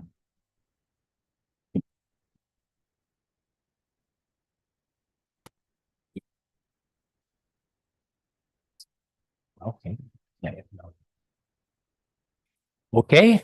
I think you can hear me, maybe just with one microphone, probably. My voice is quite low. So good morning again from my side. And I'm in charge now, as very kindly introduced by Professor Kruska, to move you from the micro perspective to the chemical hazards ones. So what we're going to do is to focus the attention on this part of the Foodsafer project. So the other side of the story, let's say. And the goals that we have in mind during this kind of activity are related to prediction tools, in particular related to mycotoxins and plant toxins in grains and in tomatoes, and horizon scanning exercise that is going to understand several metabolites that are behind this kind of growing of cereals and tomatoes, and also having a step in advance about new technologies for rapid screening of emerging toxins, in this case alkaloids, and then also looking into mitigation within industrial processing and understanding on the fate of some chemical hazards in the industrial processing. And finally, more looking into details about risk related to illegal addition of toxic chemicals into food. So let's enter into these different kinds of activities. Let's start with mycotoxins. As you part of you, I imagine, already know, we are talking about secondary metabolites of filamentous fungi that are growing, but also that can determine different changes into raw materials depending on the stage that could be in the field, during the storage or the transport. And what is really important is the fact that when you're looking to this kind of chemical contaminants, substantially you have that the prediction of their presence could be very, very relevant for the decision makers in the stakeholder food chain, because you can move into the right risk-based inspection decision about purchasing from the right fields and optimizing also the processes themselves. So what we did up to now in the work package is that we made a review of the existing prediction models that are available in the scientific literature. So practically, we achieved the information that up to now in the scientific literature, we have something more than 20 prediction models that are present, and are still much of them relying on grains, and just one is directly dedicated to tomatoes. And they are mainly related to the already regulated mycotoxins, the most well-known one, like deoxynivalenol or aflatoxins. What is important is that there is clear indication that we then, on specific input variables like humidity or temperature, obviously, we need also to increase the integration about parameter related to environmental or agronomical input into an overall single prediction models. And what we would like to do now is, in fact, to make progresses with machine learning, exploiting different kind of algorithms, and working not only with the let's say, well-known regulated mycotoxins, but also looking into the prediction of emerging ones, and have the possibility at the end to assess which models could be associated with the best prediction in a specific area with a specific climate conditions, having at the end, obviously, of the project, a validation and forecasting final activity. So that's what is in progress for this prediction activity. And obviously, if we consider this direct connection between how the mycotoxin scenario evolve with respect to climate change, what we already know from previous studies that we have to expect substantially that there is a change, in particular in some European areas, in terms of different contamination, for instance, of aflatoxins due to this kind of climate change conditions. So that is just an example of the need that we have to predict how the situation is moving during the next years. And in this sense, we have to combine the prediction with the tools that permit to monitor more and more metabolites and analytical chemistry information about what is happening in this kind of raw materials. And in this sense, we started with a collection of samples for the first year of the project, 2023, and we are going to do the same for another couple of years. And in the first year, we collected about 120 samples of durum wheat and another about 50 samples of common wheat from different regions, selected region of Europe, and another about 50 tomato samples from main area of production in Italy. And we are correlating, in particular for tomato, geosatellite coordinates in order then to introduce also information coming directly from the satellite. And the idea is to analyze with a new step in advanced multi-class analysis method all the different mycotoxins and metabolites inside these samples, having at the end the possibility to enhance the prediction modeling through the introduction of this big data information. So that is going on, and I can anticipate to you the results that are coming from the analysis of this first year of sampling. So you have here an overview of what we found up to now. Practically, most of the toxins present are deoxynivalenol, tenoazoic acid, and eniatins, and we have that most grains analyzed at a certain level of alternaria toxins, apart deoxynivalenol and T282. Sometimes, sporadically, you find also ergot alkaloids, and alternaria are practically only the ones that we found in tomatoes in this harvesting year, so with a relatively low level of contamination for the 2023. And for the plant toxins, prunazine and amidalin are present in many of the tomato samples that were analyzed in this first present harvesting campaign. So as I anticipate to you, another part of the activity would be integrating also satellite data. And you have here a first example of a preliminary evaluation of previous historical data coming from the Netherlands of a couple of years into which correlated to postal code there were analyses about deoxynivalenol, and we exploited information from 9 satellite vegetation indexes in order to correlate the information coming from the analysis of different postal code areas in the Netherlands and the vegetation index, which is a measurement of the state of the health of the plants. And we practically clusterized into green borders the area that should be, let's say, under a threshold of 80 ppb or DON, or the area that are out of this with an higher value. What is interesting is that the resolution, the level of details that you can achieve with the satellite give you an impression that in reality, even within a cluster of, let's say, good fields, you could have spots into which in reality there is a variability of the vegetation index that could be probably related also to a different level of contamination even within these overall areas. So this is something that we are progressing in order in the future to correlate the big data coming from the analysis with the multi-class method and the information of the satellite to include all of them in the prediction modeling. That's the final target. Then let's move now to another case study, which is more related on the industrial processing. And we have a first subtask that is dedicated to the understanding of how to mitigate furans into food sources. Furans are typically processing contaminants that can be produced in many heat processed foods, and substantially they can give concern because they were classified as possibly carcinogenic in humans. And there are, let's say, a sort of brothers of the main molecule that is furan, like 2-methyl, 3-methyl furan, so a family of furan compounds that are under evaluation also from the risk authorities. And we have a sort of indicative value of about 100 ppb that is under discussion in terms of possible future legal limits. And the routes that can generate furans into the food could be many, and it depends from the process, but also depending on the recipe, because you can have different kind of reaction that coming from degradation of carbohydrates, amino acids, the presence of let's say PUFA or carotenoids, etc. So depending on the composition and the technology conditions, you could have different routes of generation. And in particular, if you look to the food sources, you have a number of these ingredients and also high temperature that could be involved in the process.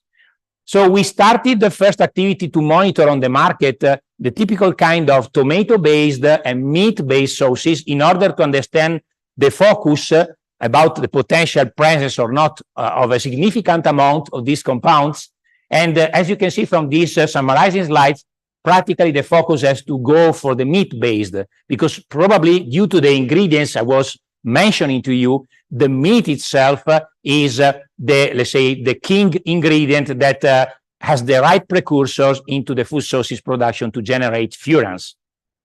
So we started to study the meat-based food sources process, and what we achieved up to now is the fact that we now are aware that comparing two different kinds of sterilization technologies for shelf-stable jars of food sources meat-based in the market, autoclave gives practically double value of furans, or also 2-methyl furans, or also the related other compounds, with respect to the hot filling process. So a first information is that we have to concentrate on autoclave sterilization processing. And another fact is that when we studied also different levels of pre-cooking of the meat in the production, this is just slightly or practically have no real impact with respect to the generation of these processing compounds. So what we are going to do now is that we are going to better understand the effect of the, let's say, sterilization with autoclave, making a design of experiments in order to understand how we can modulate the parameters and how much we can mitigate the final content of furans in this kind of industrial product. The other example of industrial processing is related to gluten-free pasta. And this is a chapter that is more and more a trend also, let's say, in the market, apart, obviously, the aspect related to the celiac disease. And there is an increased consumption of this kind of gluten-free products, and which are mostly based on maize as raw materials, into which aflatoxins and fumonisins represent the main categories of toxins that can be involved. So we were interested, and we started to understand what could be the effect of the industrial processing into this kind of toxins during the gluten-free pasta production. And we optimized a pilot plant process that permit to mimic the industrial processing conditions from the dough through the heating, extrusion, drying, and cooking of the finished pasta. And we executed different kind of experiments with not contaminated maize, and also with maize that has been added with labeled standard of aflatoxins and fumonisins, in order then to compare these experiments with the final ones with naturally contaminated maize.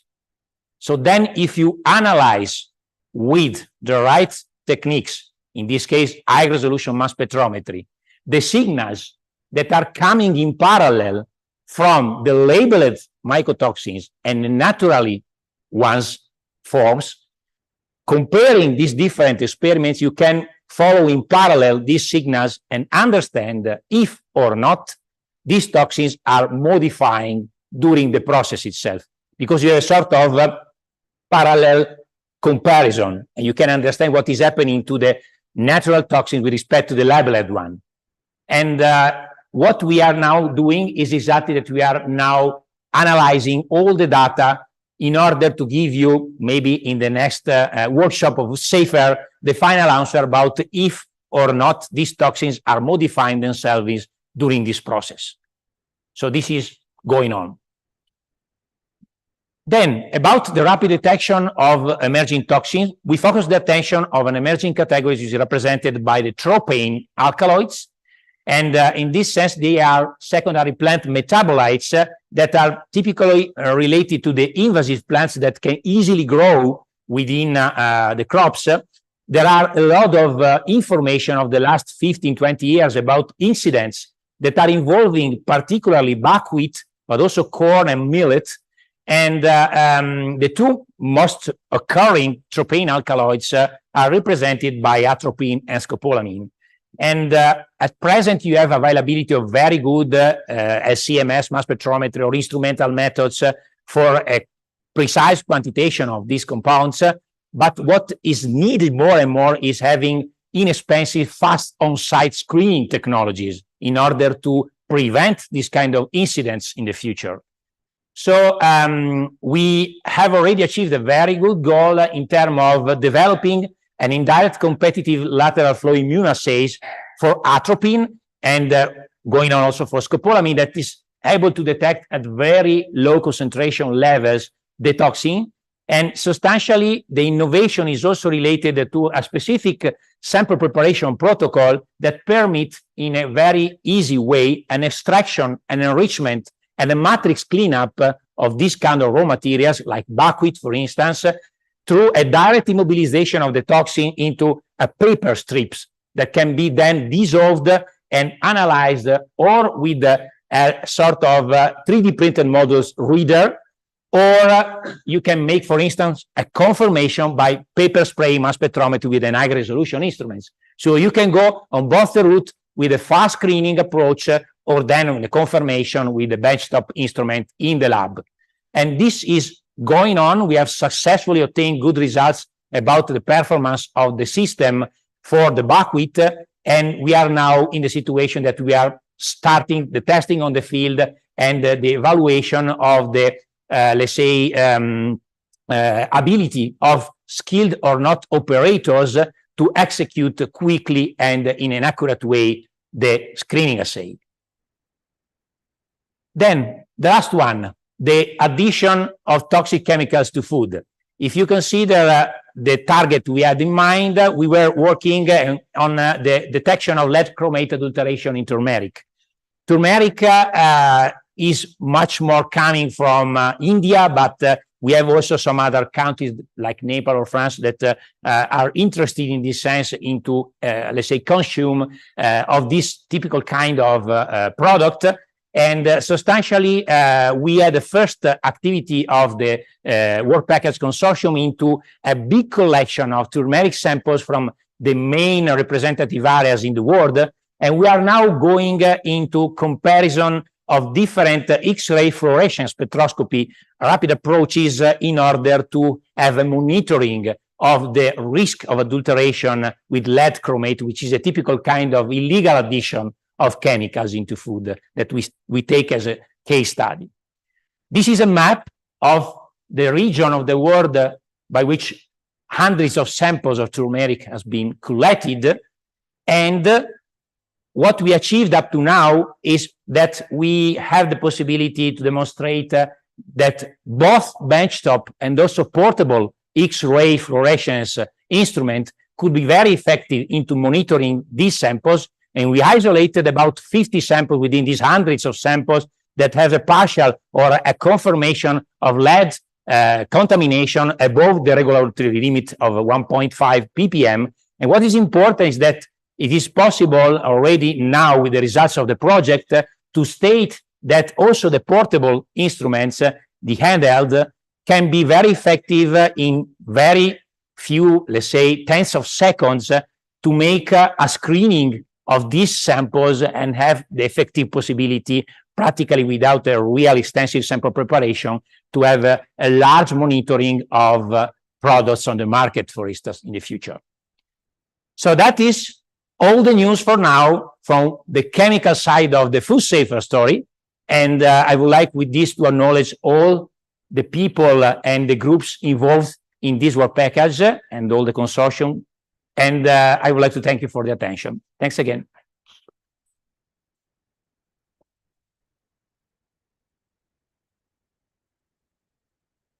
Yeah, thanks, Michele, for this excellent talk, which is open for discussion or comments. Well, yeah, with everything clear. Or positive comments. Okay, so obviously your presentation has been clear as always. And that being said, thank you again for presentation. Yep. And we are switching gears now. Yeah. Thank you very much. I will give it to you. Switching gears because we will now present another very important topic of Foodsafer, which is bringing together the food safety community and how can we get it. This will be presented by Una McNerney.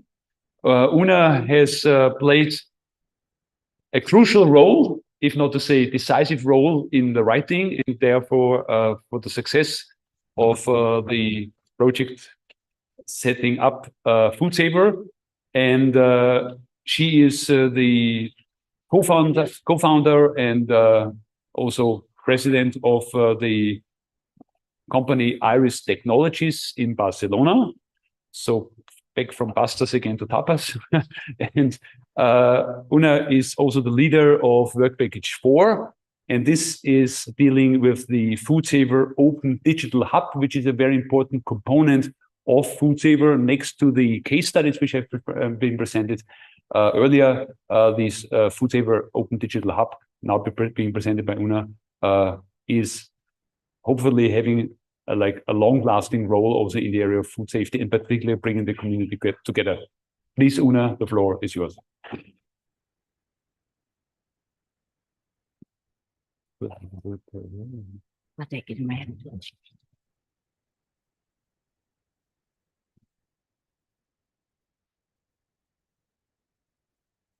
Okay.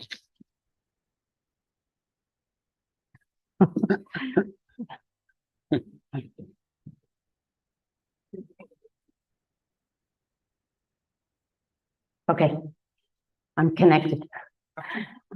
Okay, so first of all, I'm very happy to be here this afternoon. I'm here with my colleague, Cristina Fernandez, and she will do a demo of the platform once I finish giving you a high-level introduction. I like my first slide.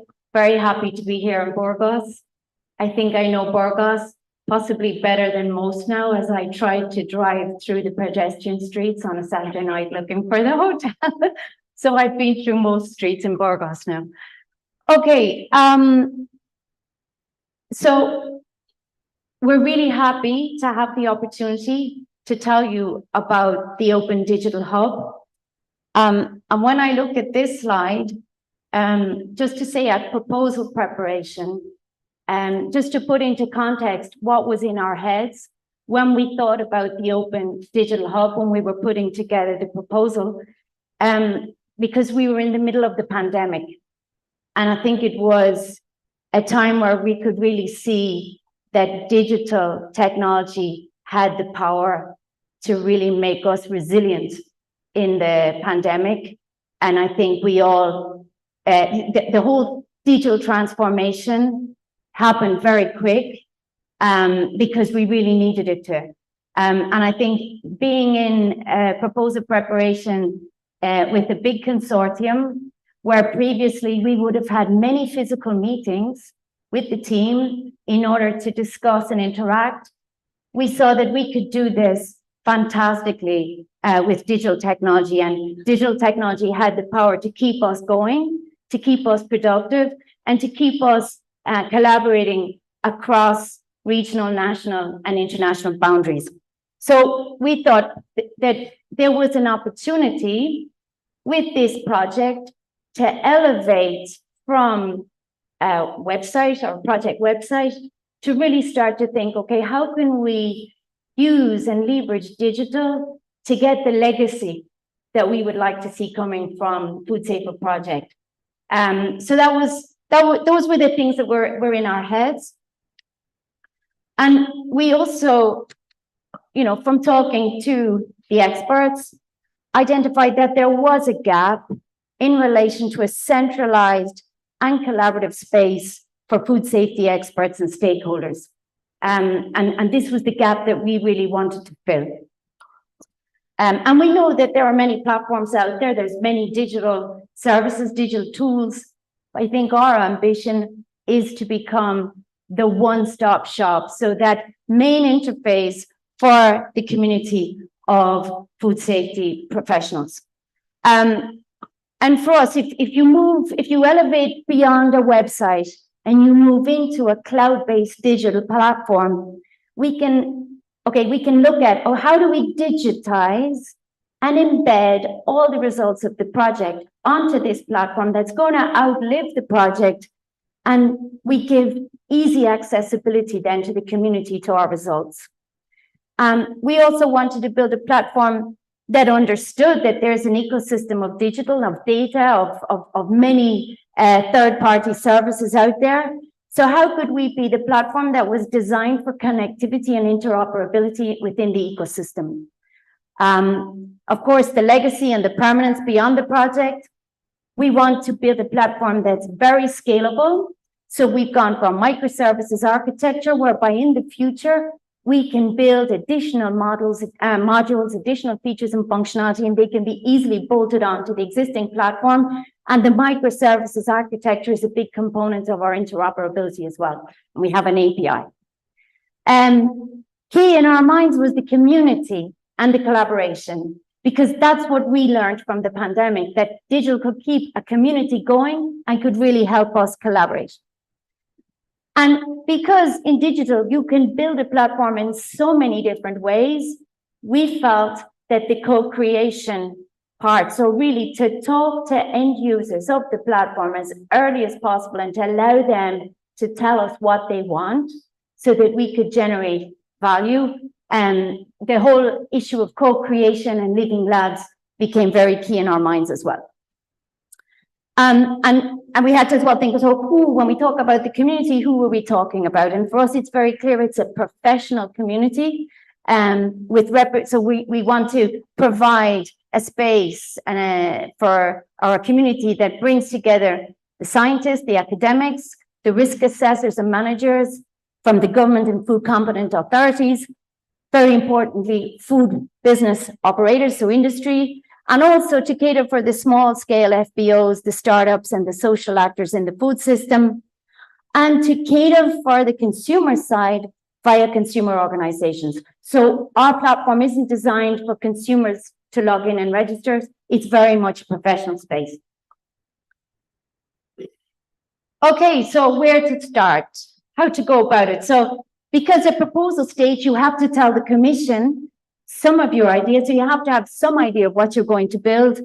We came up with this diagram, and you've seen it in other presentations today, but just to say that we had a fair idea of what we'd like to build, but the granularity of detail of how to do it, we didn't have. So it would contain features like an early warning and alert service, guidance, educational material, and provide one-stop shop access to tools, to databases, that we would embed the models that are being developed in other work packages, etc. And that we would have an API, and we would understand, okay, what are the other platforms in the ecosystem, and how do we bring value into those platforms and extract value from them? And I just want to draw your attention to the virtual community of stakeholders, because we felt this was a place we could make an early start. So we could start to build the platform based around the community features and functionality while we wait for the project to evolve and we start to digitize other outcomes from the project. And here's where the co-creation came in, because this was really important for us to move away from what we think we should build to start asking end users, what do you really want? So that we could become a one-stop shop that's very much value-driven for the end user. And our first Living Lab was in Barcelona, and it was with the work package leaders and our fantastic international advisory board, who were instrumental in giving us a first layer of feedback. And for that to happen, we needed to come to the meeting with, let's say, an MVP of screen designs so that we could talk around something tangible. So we wanted feedback based on our screens, but also open feedback as well, or general feedback. And I know that the International Advisory Board was instrumental in giving a lot of information in the Living Lab 1, which is now subject of a peer review publication that is in process. Then we had another Living Lab in Dublin, where we focused on the food safety authorities, so the risk managers and the risk assessors from the food safety authorities. And I have some slides that show you the key outcomes from the Living Labs. And then Living Lab 3, which was an online format, which was with the colleagues from Work Package 1 and the stakeholders that they convoked. So what did we learn in each of the Living Labs? So in the first Living Lab, we got the opportunity to lock down MVP 1. So we got the opportunity to validate and sign off on what the first version of the digital platform would be in terms of its community features. So we would have a registration process, single sign-on with Google, Microsoft, and Orchid. So that interoperability is equally happening for you as a user, that if you are currently a user of Microsoft or Google, that you could log in via those accounts. That would have community modules. So once you go into as a registered user on the platform, you can build your user profile, and you can also build your organization profile, and that becomes very searchable then on the platform. Accessibility to connect with other users, so that those community features of who's on the platform, what's their expertise, and who do I want to be connected in with, engaged with. And really importantly for us was the building of the workspaces. So to allow the community to have, if they want private spaces to collaborate and work on, for example, weak signals, public workspaces as well. And we have a forum as well. And as Martin said, we want Foodsafer to be, when you wake up in the morning and you're from the food safety community, you know that if you go to the food Foodsafer platform, you will get access to all the news, all the trends, all the posts, and everything that's relevant in the food safety community space. And of course, really, really importantly, is to build a critical mass of content, a critical mass of interactions before we invite in our first guests, if you will, or our first registered users, so that when they go into the space, they don't feel like they're the first in. So they do feel that they're in already a critical mass. And another thing we learned from Living Lab 1 was, I think, 3 value propositions. That the platform is driven by professionals, and it's evidence-based, and it's moderated by the scientific community. And another major outcome that came from Living Lab 1 was the framework that you see in front of us here. So our job now is to digitize that framework, to use it as a tagging system so that the whole platform becomes navigable through this framework that will be scalable into the future, that can be adapted and added to as we move forward into the future. And this helps to keep the platform very focused and very relevant for users. What we learned in the Living Lab 2 was really to work with the risk managers and the risk assessors who were in the Living Lab in Dublin. We had a virtual session and a presential session in Dublin that would help us in really positioning where they wanted to see the value from the platform. And we have concepts like wisdom of expert crowds, that they would have an open source, intelligent, personal dashboard via the platform, that it would be an expert opinion knowledge network, and a global risk control room. And we also got some interesting quotes from the users through the Living Lab, and we see things like a LinkedIn for food safety, that it would be key in building a jigsaw in relation to hazards. So we would have all the information about weak signals, about trends, etc., and we'd have the tools and the information and the methodologies to piece together a jigsaw as to where food safety risks are heading in relation to the hazards. Better risk mitigation, building effective working relationships, not just in Europe, and this is something that came across very clearly in the Living Lab too, that this is an international community and it needs to be as such because they're heavily interdependent. And what we learned from Living Lab 3, working closely with the colleagues from Work Package 1 and a wider group of stakeholders, we have locked down now the indicators, so the key indicators that are important for identifying the hazards, and the databases that we need to have connected to the hub so that we can monitor the signals related to those indicators. And we have a currently MVP 0 of that tool built now, thanks to the Living Lab 3, sorry. The Living Labs have also allowed us to kind of roadmap out where we'll be going in the next 2 years, and the other features and functionality that will be coming on the platform.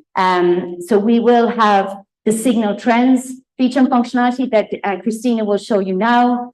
The whole concept of a data lab, so a one-stop shop in relation to connected data or data that's connected into the hub. We'll also be digitizing the holistic and proactive risk benefit and cost benefit assessment framework that's going to be developed by the experts in Foodsafer. And we would provide a one-stop shop to the decision support tools, to the capacity building material that's going to be built during the project, and also the networking and knowledge sharing features. Okay, so thank you for your attention. I will hand you over now to Christina, who will give you a quick insight to what the platform looks like currently. I think she will do that through a video, and I think she will talk you through some aspects of that video. Just to say that it's at myfoodsafer.com that you can register. It's currently not public, that we're not publicizing that heavily at the moment, because one of the other things we learned from the Living Labs too is it's much better to grow the user base organically, slow but sure and steady, to ensure that we keep that trustworthy community that's almost handpicked initially. Then we work on things like governance, really, really important. So governance, a code of conduct, security aspects of the platform, so that we can move out at a steady pace and ensure that we in a controlled fashion, get to the kind of community-based platform that we want. That shifted from what we thought in the proposal preparation is we wanted to build the biggest community of food safety professionals in the world. And thanks to the learnings of the Living Labs, we understand that it's much more important that it's a specialized, focused, and trustworthy community. So quality over volume here. Okay, so I'll hand you over to Christina now. And if you want to take a look at the platform, it's my.foodsafer.com. And just another thing, watch out for our hashtag too, which is everybody's business. And this became one of our mantras during the proposal preparation, because we felt that it certainly is everybody's business, that we are all collaboratively involved in the future food safety system for protecting consumer health, resilience, embedding resilience into the food industry, etc. Thank you very much.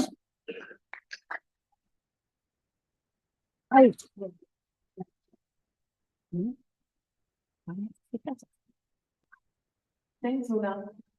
So now we will share the video and I will be talking on top of it.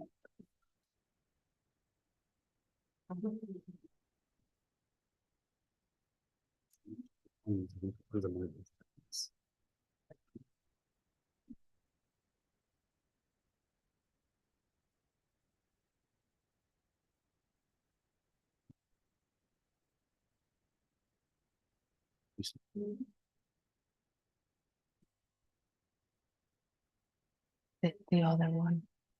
It's the other link, the second link that I sent. No, it's not this link, it's the other one that I sent. Well, it's the other link.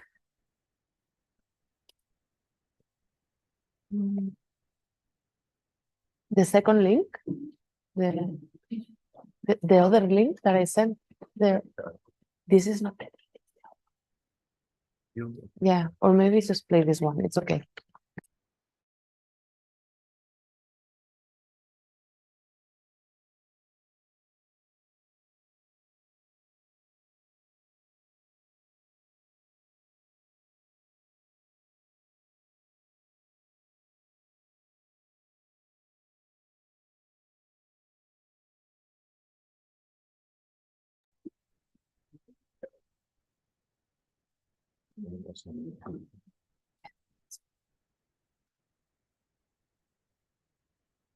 Welcome to Foodsafer, the food safety professional digital hub designed for the scientific community.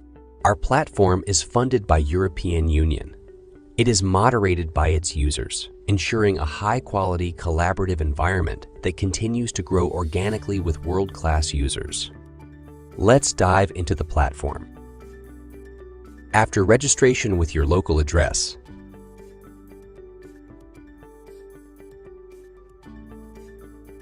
you can see that while registering, you will see the message of the privacy, security. We are actually working now. You can log in easily with your Google account and land on the main dashboard. The dashboard provides a comprehensive overview of all the main sections: Home, Signal Trends, Framework, Toolkit, Network, Data Lab, and Workspaces. The Home and Signal Trends keeps you updated with the latest developments and trends in food safety. The Toolkit and Data Lab offers various tools and resources. The Network could keep you in contact with relevant experts, and Workspaces are collaborative areas where members can interact and work together on specific topics. Here in Home, every registered member can post.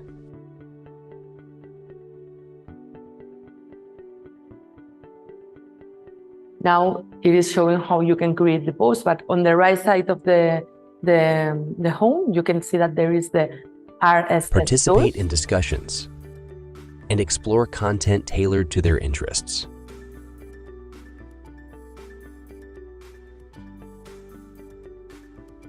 And this RSS tool is up to date with the news on food safety, such as outbreaks, and it's keeping up to date daily. And we have been updating this recently.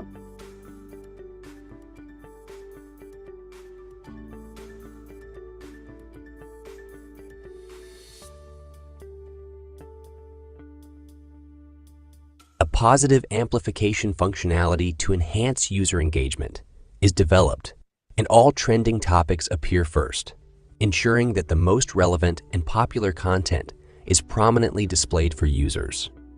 Also, by selecting and adjusting hashtags, you can follow topics that matter most to you.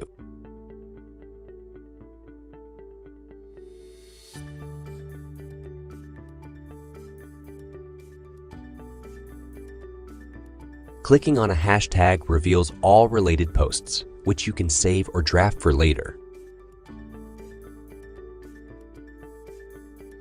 On the right side, our RSS tool curates important feeds, keeping you updated with the latest news.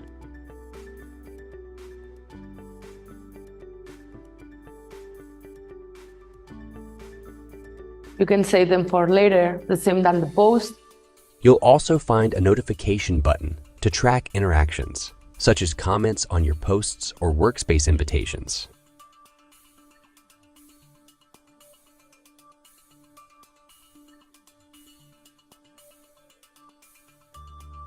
You can also receive notifications from the hashtags that you are following.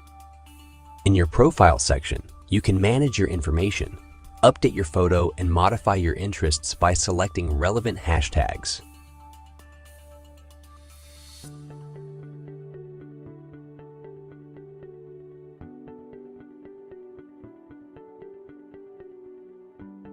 If you don't find one, that means that you need to create it with a post.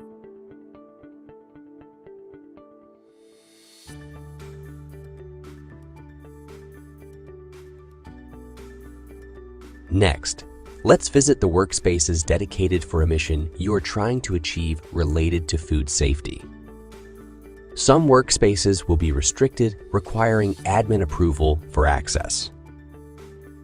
Here, you can see a workspace dedicated to conceptualize the current digital hub, which was a living lab held in Dublin.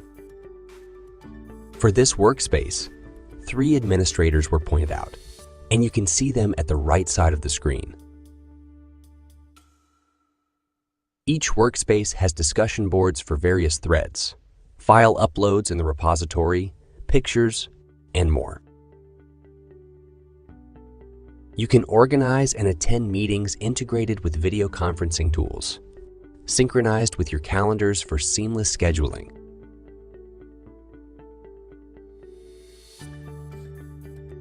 Because we have restricted workspaces and public, we are keeping a safe environment.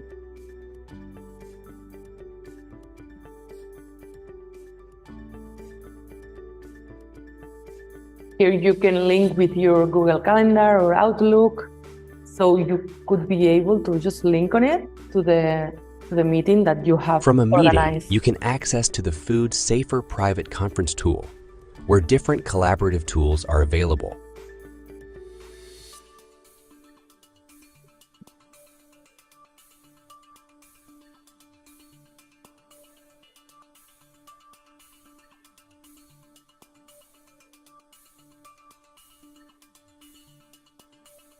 Also, our chat module enables interaction with all users, fostering a vibrant and interactive community. The chat also contains channels, which are automatically created after the setup of a workspace.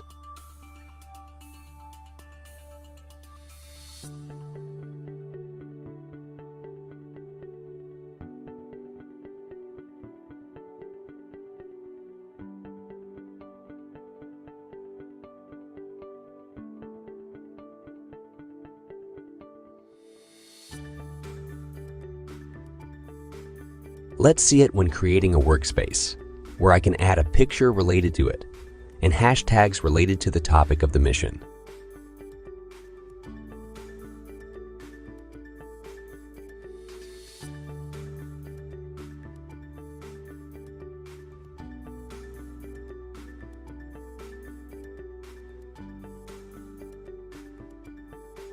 These hashtags will help into feeding the scalability of the platform.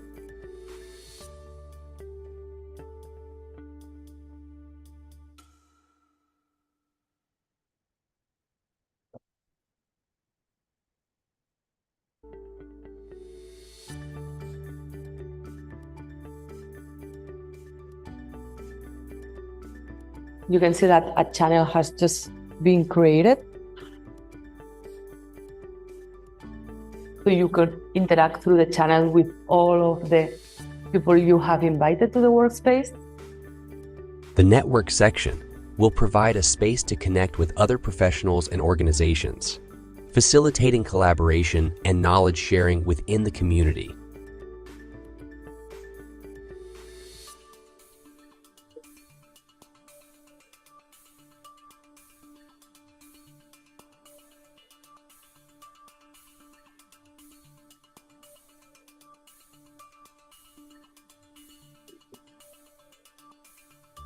You can choose different communication channels to contact the members of the network. Our signal trends is another powerful feature.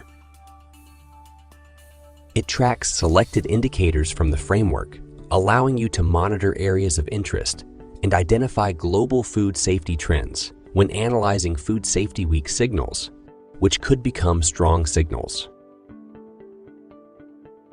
This is the MVPO. We are at the moment conceptualizing this section, but this is an integration from Google Trends that you can see as an example of what we can do.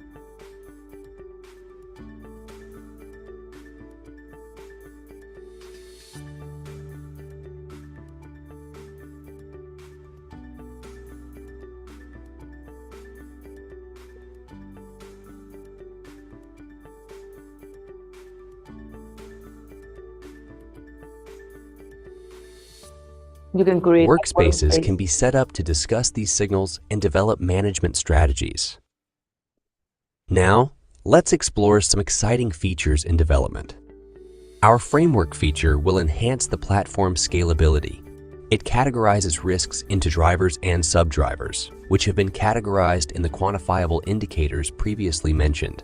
For instance, selecting fungal toxins will display all related content, such as posts or workspaces, relevant experts and organizations, and resources, facilitating seamless navigation and discovery. What will appear here is content generated within the platform, including tools coded into the platform and third-party APIs feeding into it. The Toolkit section will offer tools, resources, and training materials from third parties to complement the data needed in your workspaces to aid in your mission. The Data Lab section will allow you to connect to data sources linked to Foodsafer, enriching your workspace with relevant data. That's a brief overview of Foodsafer. We are enhancing the platform with more features and functionalities. Join us and be part of a growing community dedicated to advancing food safety worldwide. Thank you.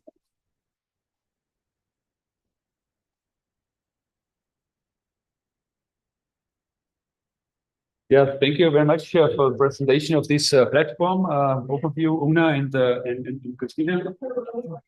We have one presentation left, or is there any immediate question you would like to raise with respect to the Open Digital Hub right now? If not, then I would like to point out that clearly the COVID crisis reminded us that any hazard and associated risk, and that is particularly also true for the food arena in relation to food safety and food security, cannot and shall not be considered as an isolated event. And that is why in Foodsafer we have also been pursuing the strategy to leverage our achievements through collaborations worldwide by utilizing the power and the options through our international advisory board, and also by involving partners who do not only think globally and act locally, which is a very important trend, Samuel Godefroy, he thinks globally, it acts globally. And that is why also the presentation, which will be given right now, deals with food safety, a global perspective, which will be given by Professor Samuel Godefroy. He is a full professor for food risk analysis and regulatory policies at the University Laval in Quebec City in Canada. He's also former general director of food directorate at Health Canada, and he's also the founder and the president of the Global Food Regulatory Science Society, and most importantly, a partner within Foodsafer and with your global perspective and your globally acting organization contributed a lot to the dissemination effort of Foodsafer. Glad to have you on board, and we are glad that we will be listening to your presentation. Please go ahead. It's very good.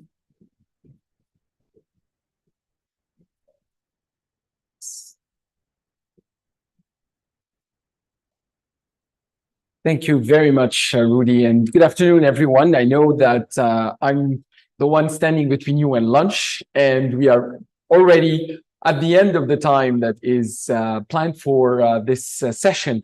So I'm going to try to go quickly through this presentation, but nonetheless share with you some perspectives about the drivers of the global food safety agenda.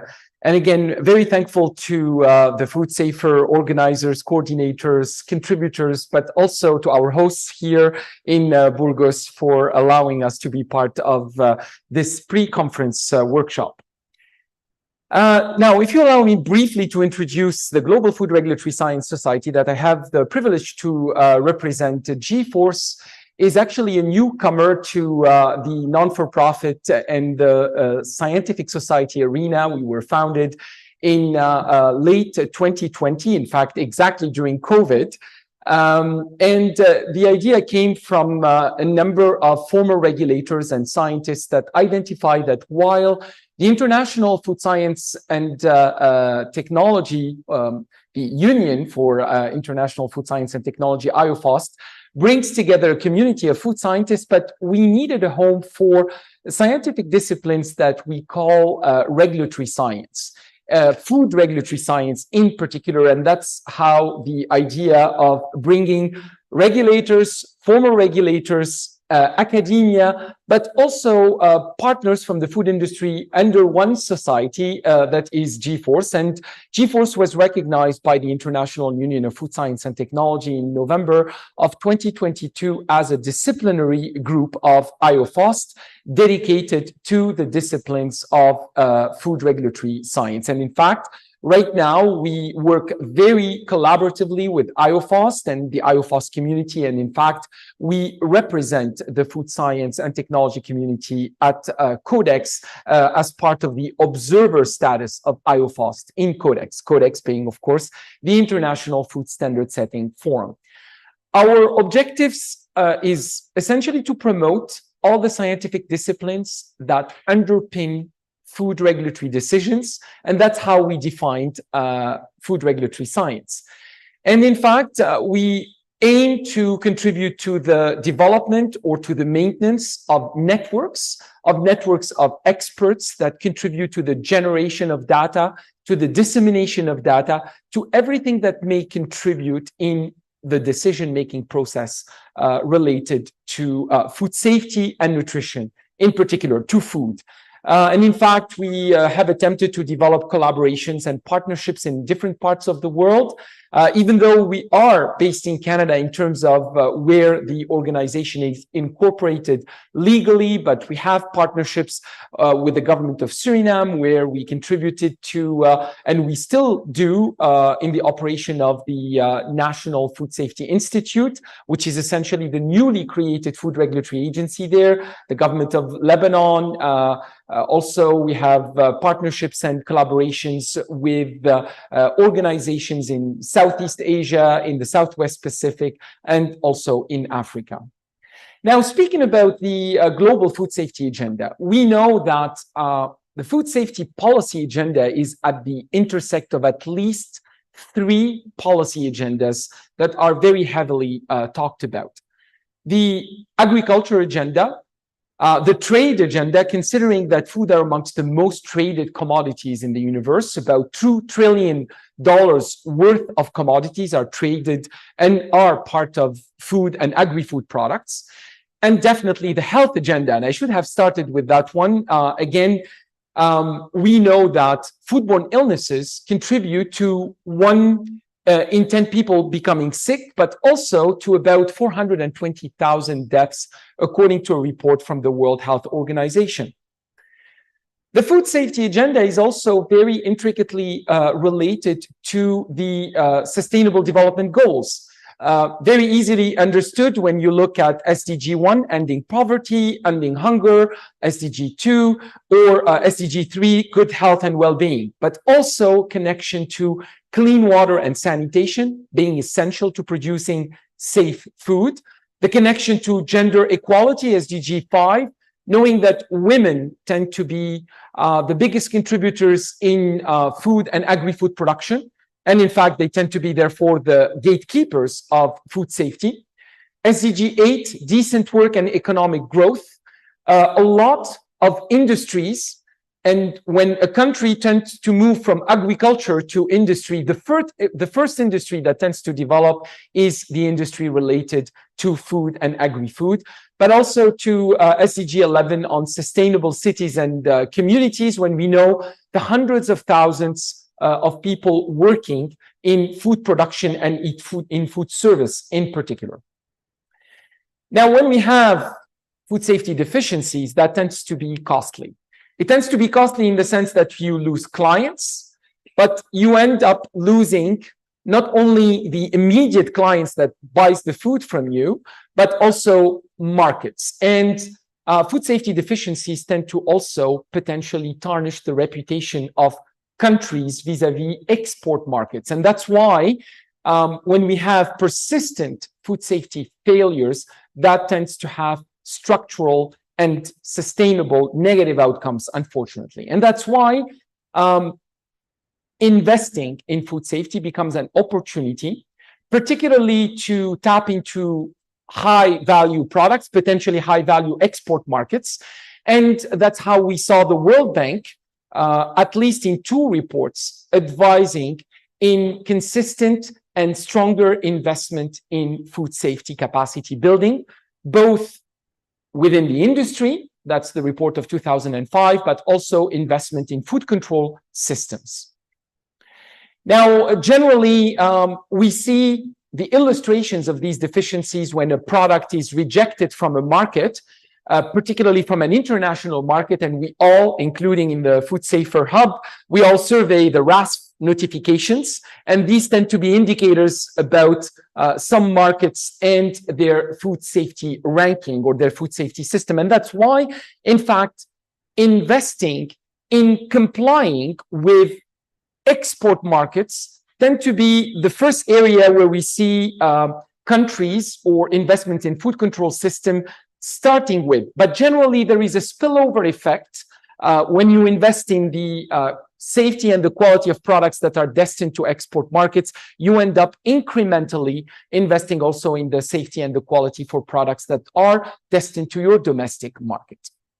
So I don't think I need to further demonstrate the need to invest specifically in food safety oversight. This is very much also related to the complex and the interdependent nature of the food supply chains. We are as weak as the weakest link. And in fact, we need to almost have priorities because there is so much to do in the area of food safety investments that we need to prioritize. Though these priorities tend to be coming from information related to current and emerging hazards. And in fact, that's what Foodsafer also is investing and we have is investing in, and we have several projects that are aiming to help us inform these emerging risks, food safety risks, but also attempting to address the drivers of change that govern the various policy agendas that I have introduced earlier, that tend to be steered by these policy agenda, or essentially how food safety, basically it's an interdependence. These drivers of change give us both impacts. Now, if we unpack that, we look at the first element being the growing population. We have to feed over 9 billion people by 2050. And we cannot do that with unsafe food. We need to have more ability to access to safe food products. And comes here the linkage between food safety and food security. The second drivers of change is related to the scarcity of resources being amplified by climate change, particularly when we consider water resources becoming more scarce, and the impacts that that has on agriculture, resulting in new contaminant matrix pairs that are being uncovered, changes in the patterns of prevalence of toxins, but also pressures on the food production systems. But again, as human beings, we tend to have, and thankfully we are resilient enough to turn some of the challenges into opportunities. And that's where innovation comes into play, helping to develop less sensitive, more resistant crop to these climatic conditions, but also working towards the development of alternative sources of protein and the sustainability of the food production processes, particularly around the reuse of material, for example, the use of recycled material in food contact applications. Now, consumer acceptance may be already ready, particularly around the sensitivity that we may all have to preserving the resources of Mother Earth. So we are more accepting of some new sources, particularly plant-based proteins, and we're seeing the incorporation of these more and more in food production systems. But that acceptance may be less so for other sources when we consider, for example, new animal-based protein coming from insects, and potential challenges also of food safety related issues during the production of these new animal-based proteins, but also other sources of protein such as cultured meat or other products resulting from precision fermentation.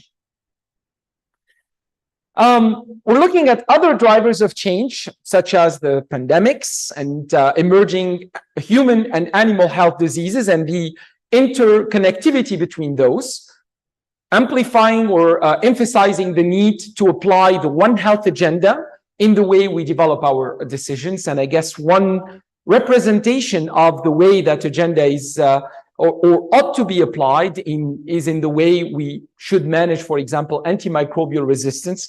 We cannot authorize new substances to be used in the production of animal-derived food if we do not understand the implications of that on human safety, and particularly if a substance has a human health relevance, meaning that it is potentially used for treatment of human disease. That generally tend to be a disqualifier for the acceptance of that substance, even if that substance may have benefits on food safety or food production yields.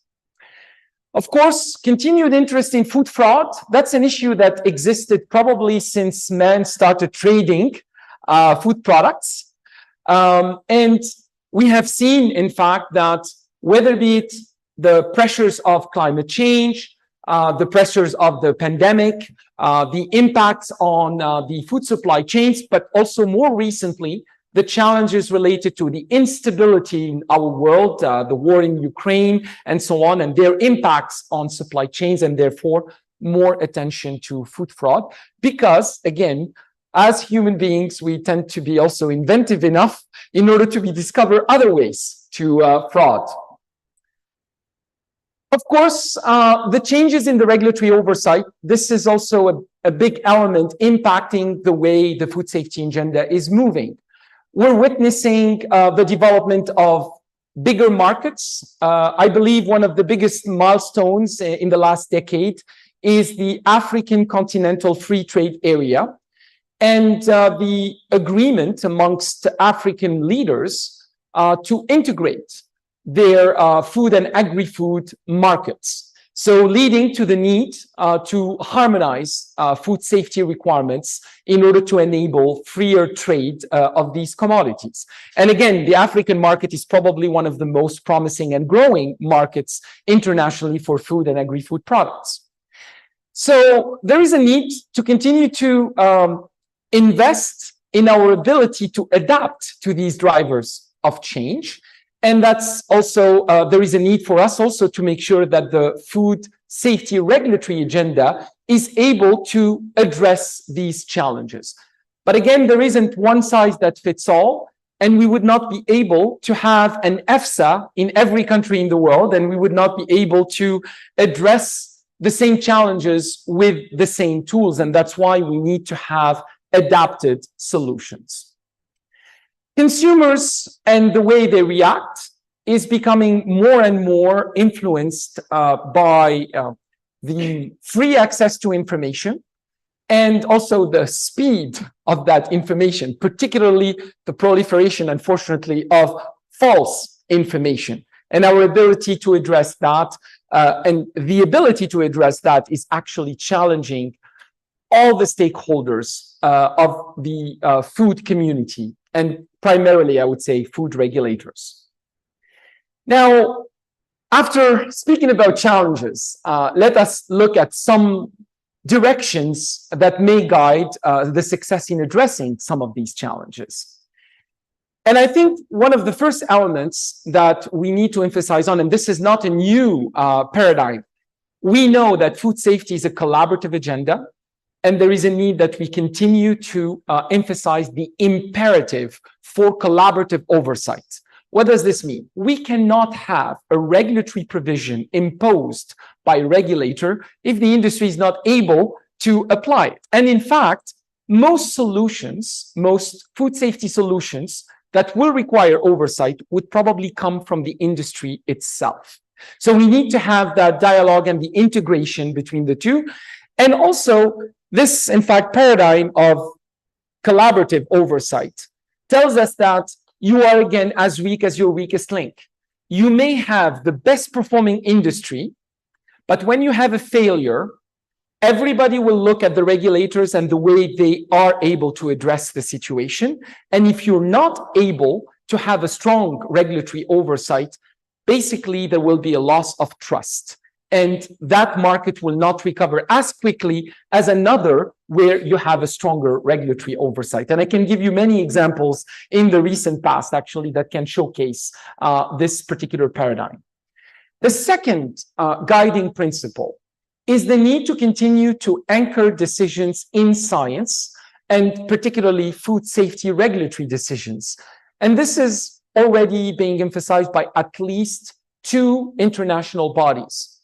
The World Trade Organization, any country that is a member of WTO is called to make decisions based on the risk analysis paradigm. But this is also the advice that we received from the Codex Alimentarius Commission. In fact, having evidence-based decisions is a prerequisite to leading to predictable decisions and therefore to more convergent and potentially harmonized food regulatory systems, enabling better trade for these commodities, and therefore actually addressing some of the food security concerns. This brings me to the third guiding principle. We continue, and we need to continue to aim for more convergent and harmonized food safety decisions. We have the guidance of the Codex Alimentarius Commission. So basically, this is a 60-year-old organization that served the world well in leveling the playing field between nations, between industries, in the way that we need to apply the guidance that is provided to address food safety challenges. And continued investment in this international guidance is a prerequisite to sustainable and more resilient food systems worldwide. Now, if I pause a few minutes on the Codex agenda and to see also if this can inform some of the priority areas, if we look at some of the work that is currently underway, I have used quite a bit of acronyms here because these are the subsidiary bodies of Codex. So the Codex Committee on Contaminants in Food, CCCF, currently, in fact, is addressing Natural toxins, both current, so aflatoxins, for example, in peanuts is still on the agenda, but also emerging toxins. We're continuing to have an emphasis on heavy metals and the way we need to mitigate the risks associated with lead, cadmium, so still at the heart of the Codex agenda. The Codex Committee on Food Hygiene, CCFH, continues right now to develop a very ambitious agenda. We're seeing guidance being developed on the use and the reuse of water and the safety concerns associated with that. Foodborne viruses is on the agenda of CCFH. Guidance or updated guidance on STEX in key food commodities such as dairy and produce has been examined and continues, in fact, to be examined by CCFH. The Codex Committee on Food Import, Export, Inspection and Certification Systems, it's a mouthful, but it's CCFIX. Again, we owe to that committee all the guidance around how regulators should manage the exchange of information to facilitate import and exports. Here, again, the focus on collaborative oversight is at the heart of the agenda. For example, most recently, CCFIX has developed guidance on how we can use third-party assessment schemes. So, for example, those GFSI benchmarked food safety management systems. You heard of these acronyms, the BRC, the SQF, and other systems. So these voluntary third-party assessment schemes, how they can be used by regulators in order to better utilize the resources of food inspection. So not doubling the effort. Also, we're seeing emphasis on remote inspection, on how we can use equivalence of food safety regulatory systems. And currently, CCFIX is examining a text on how to manage food fraud. So providing guidance to regulators on that. Another area of the agenda that is quite active is the renewed interest on the guidance related to food allergens, both existing food allergens and how we can improve labeling. For example, how we can curb the issue of the proliferation of the may contain statements. You barely can find a food right now that doesn't have that may contain statement. And what do you do with it as a consumer? Is it something that we need to follow? And should there be better rules for industry to follow in that regard? But also on what are the guidelines to consider emerging allergens, particularly those that might be stemming from innovation and the development of new sources of proteins.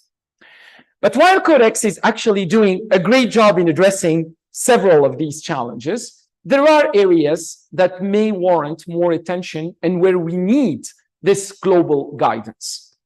Currently, there isn't a forum that is well set to address the safety of new sources of food products or novel processes, which in fact means that this will be a break and will be an impediment to their acceptance in broader markets. If you do not have the tools to assess the safety of these products, how can you develop regulatory decisions that would allow their acceptance and therefore leading even to consumers' acceptance?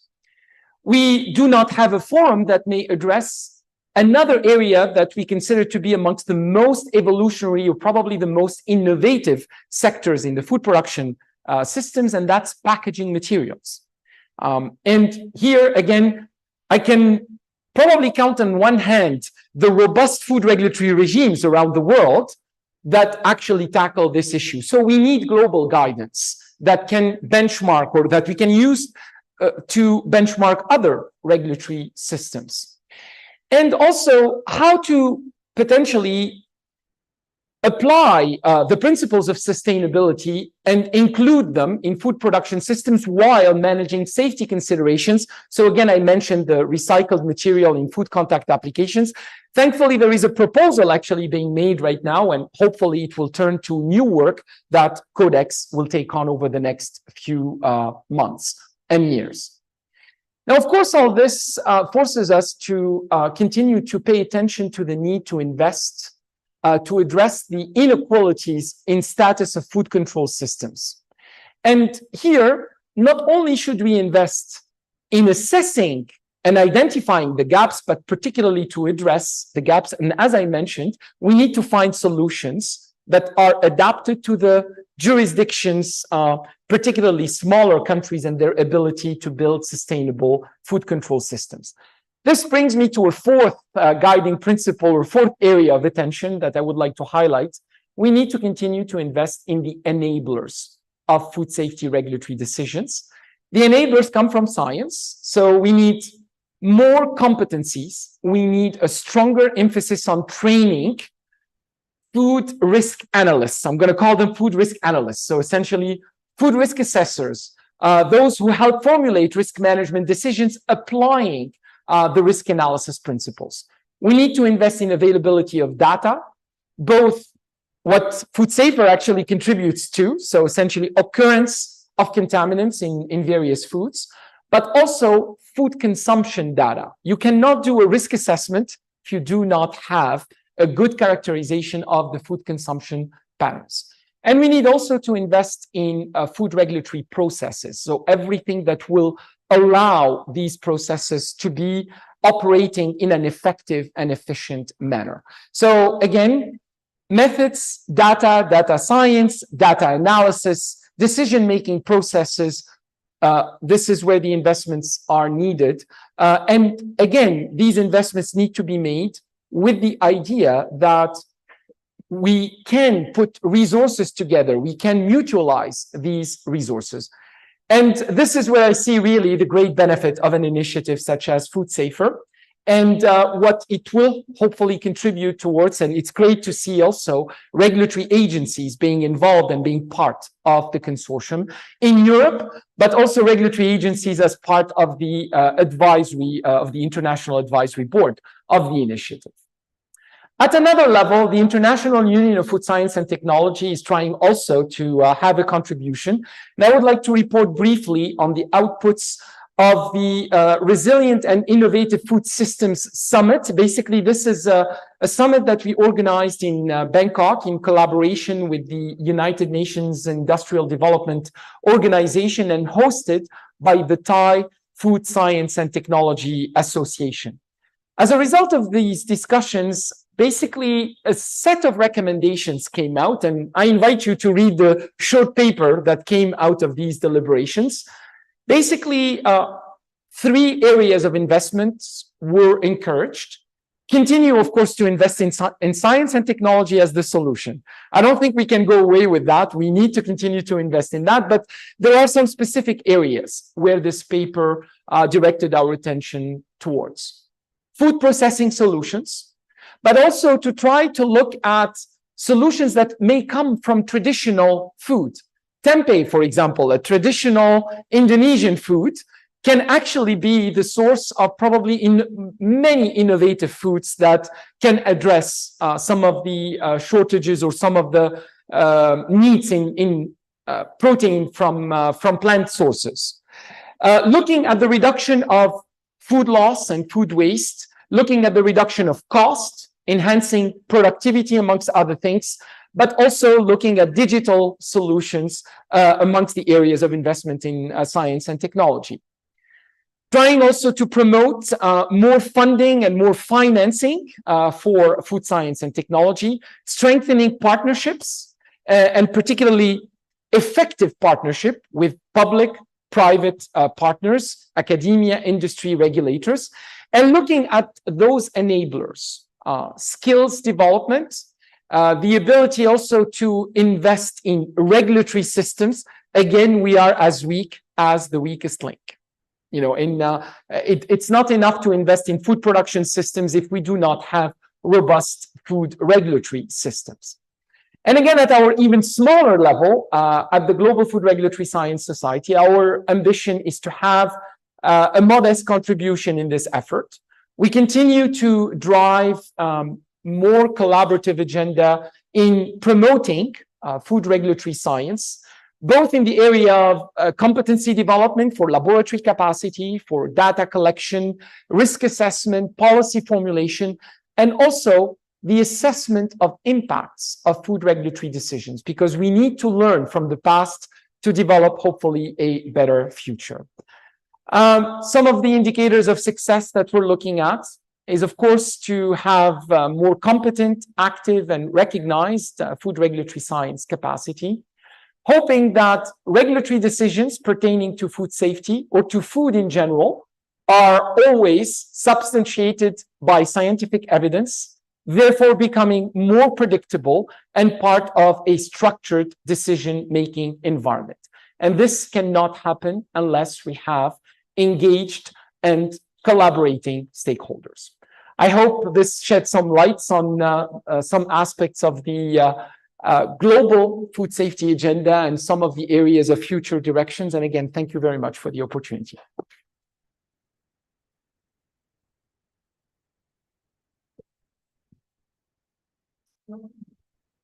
Yeah, thank you very much, Sammy, for this highly inspiring talk and for also providing us with this global perspective.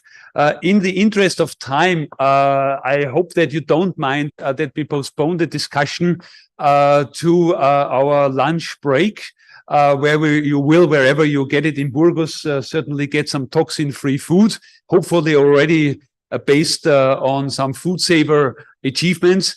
I really do hope that you have come to the conclusion that it has been an investment, a time investment worthwhile making, coming to the University of Burgos, joining the Foodsafer workshop here.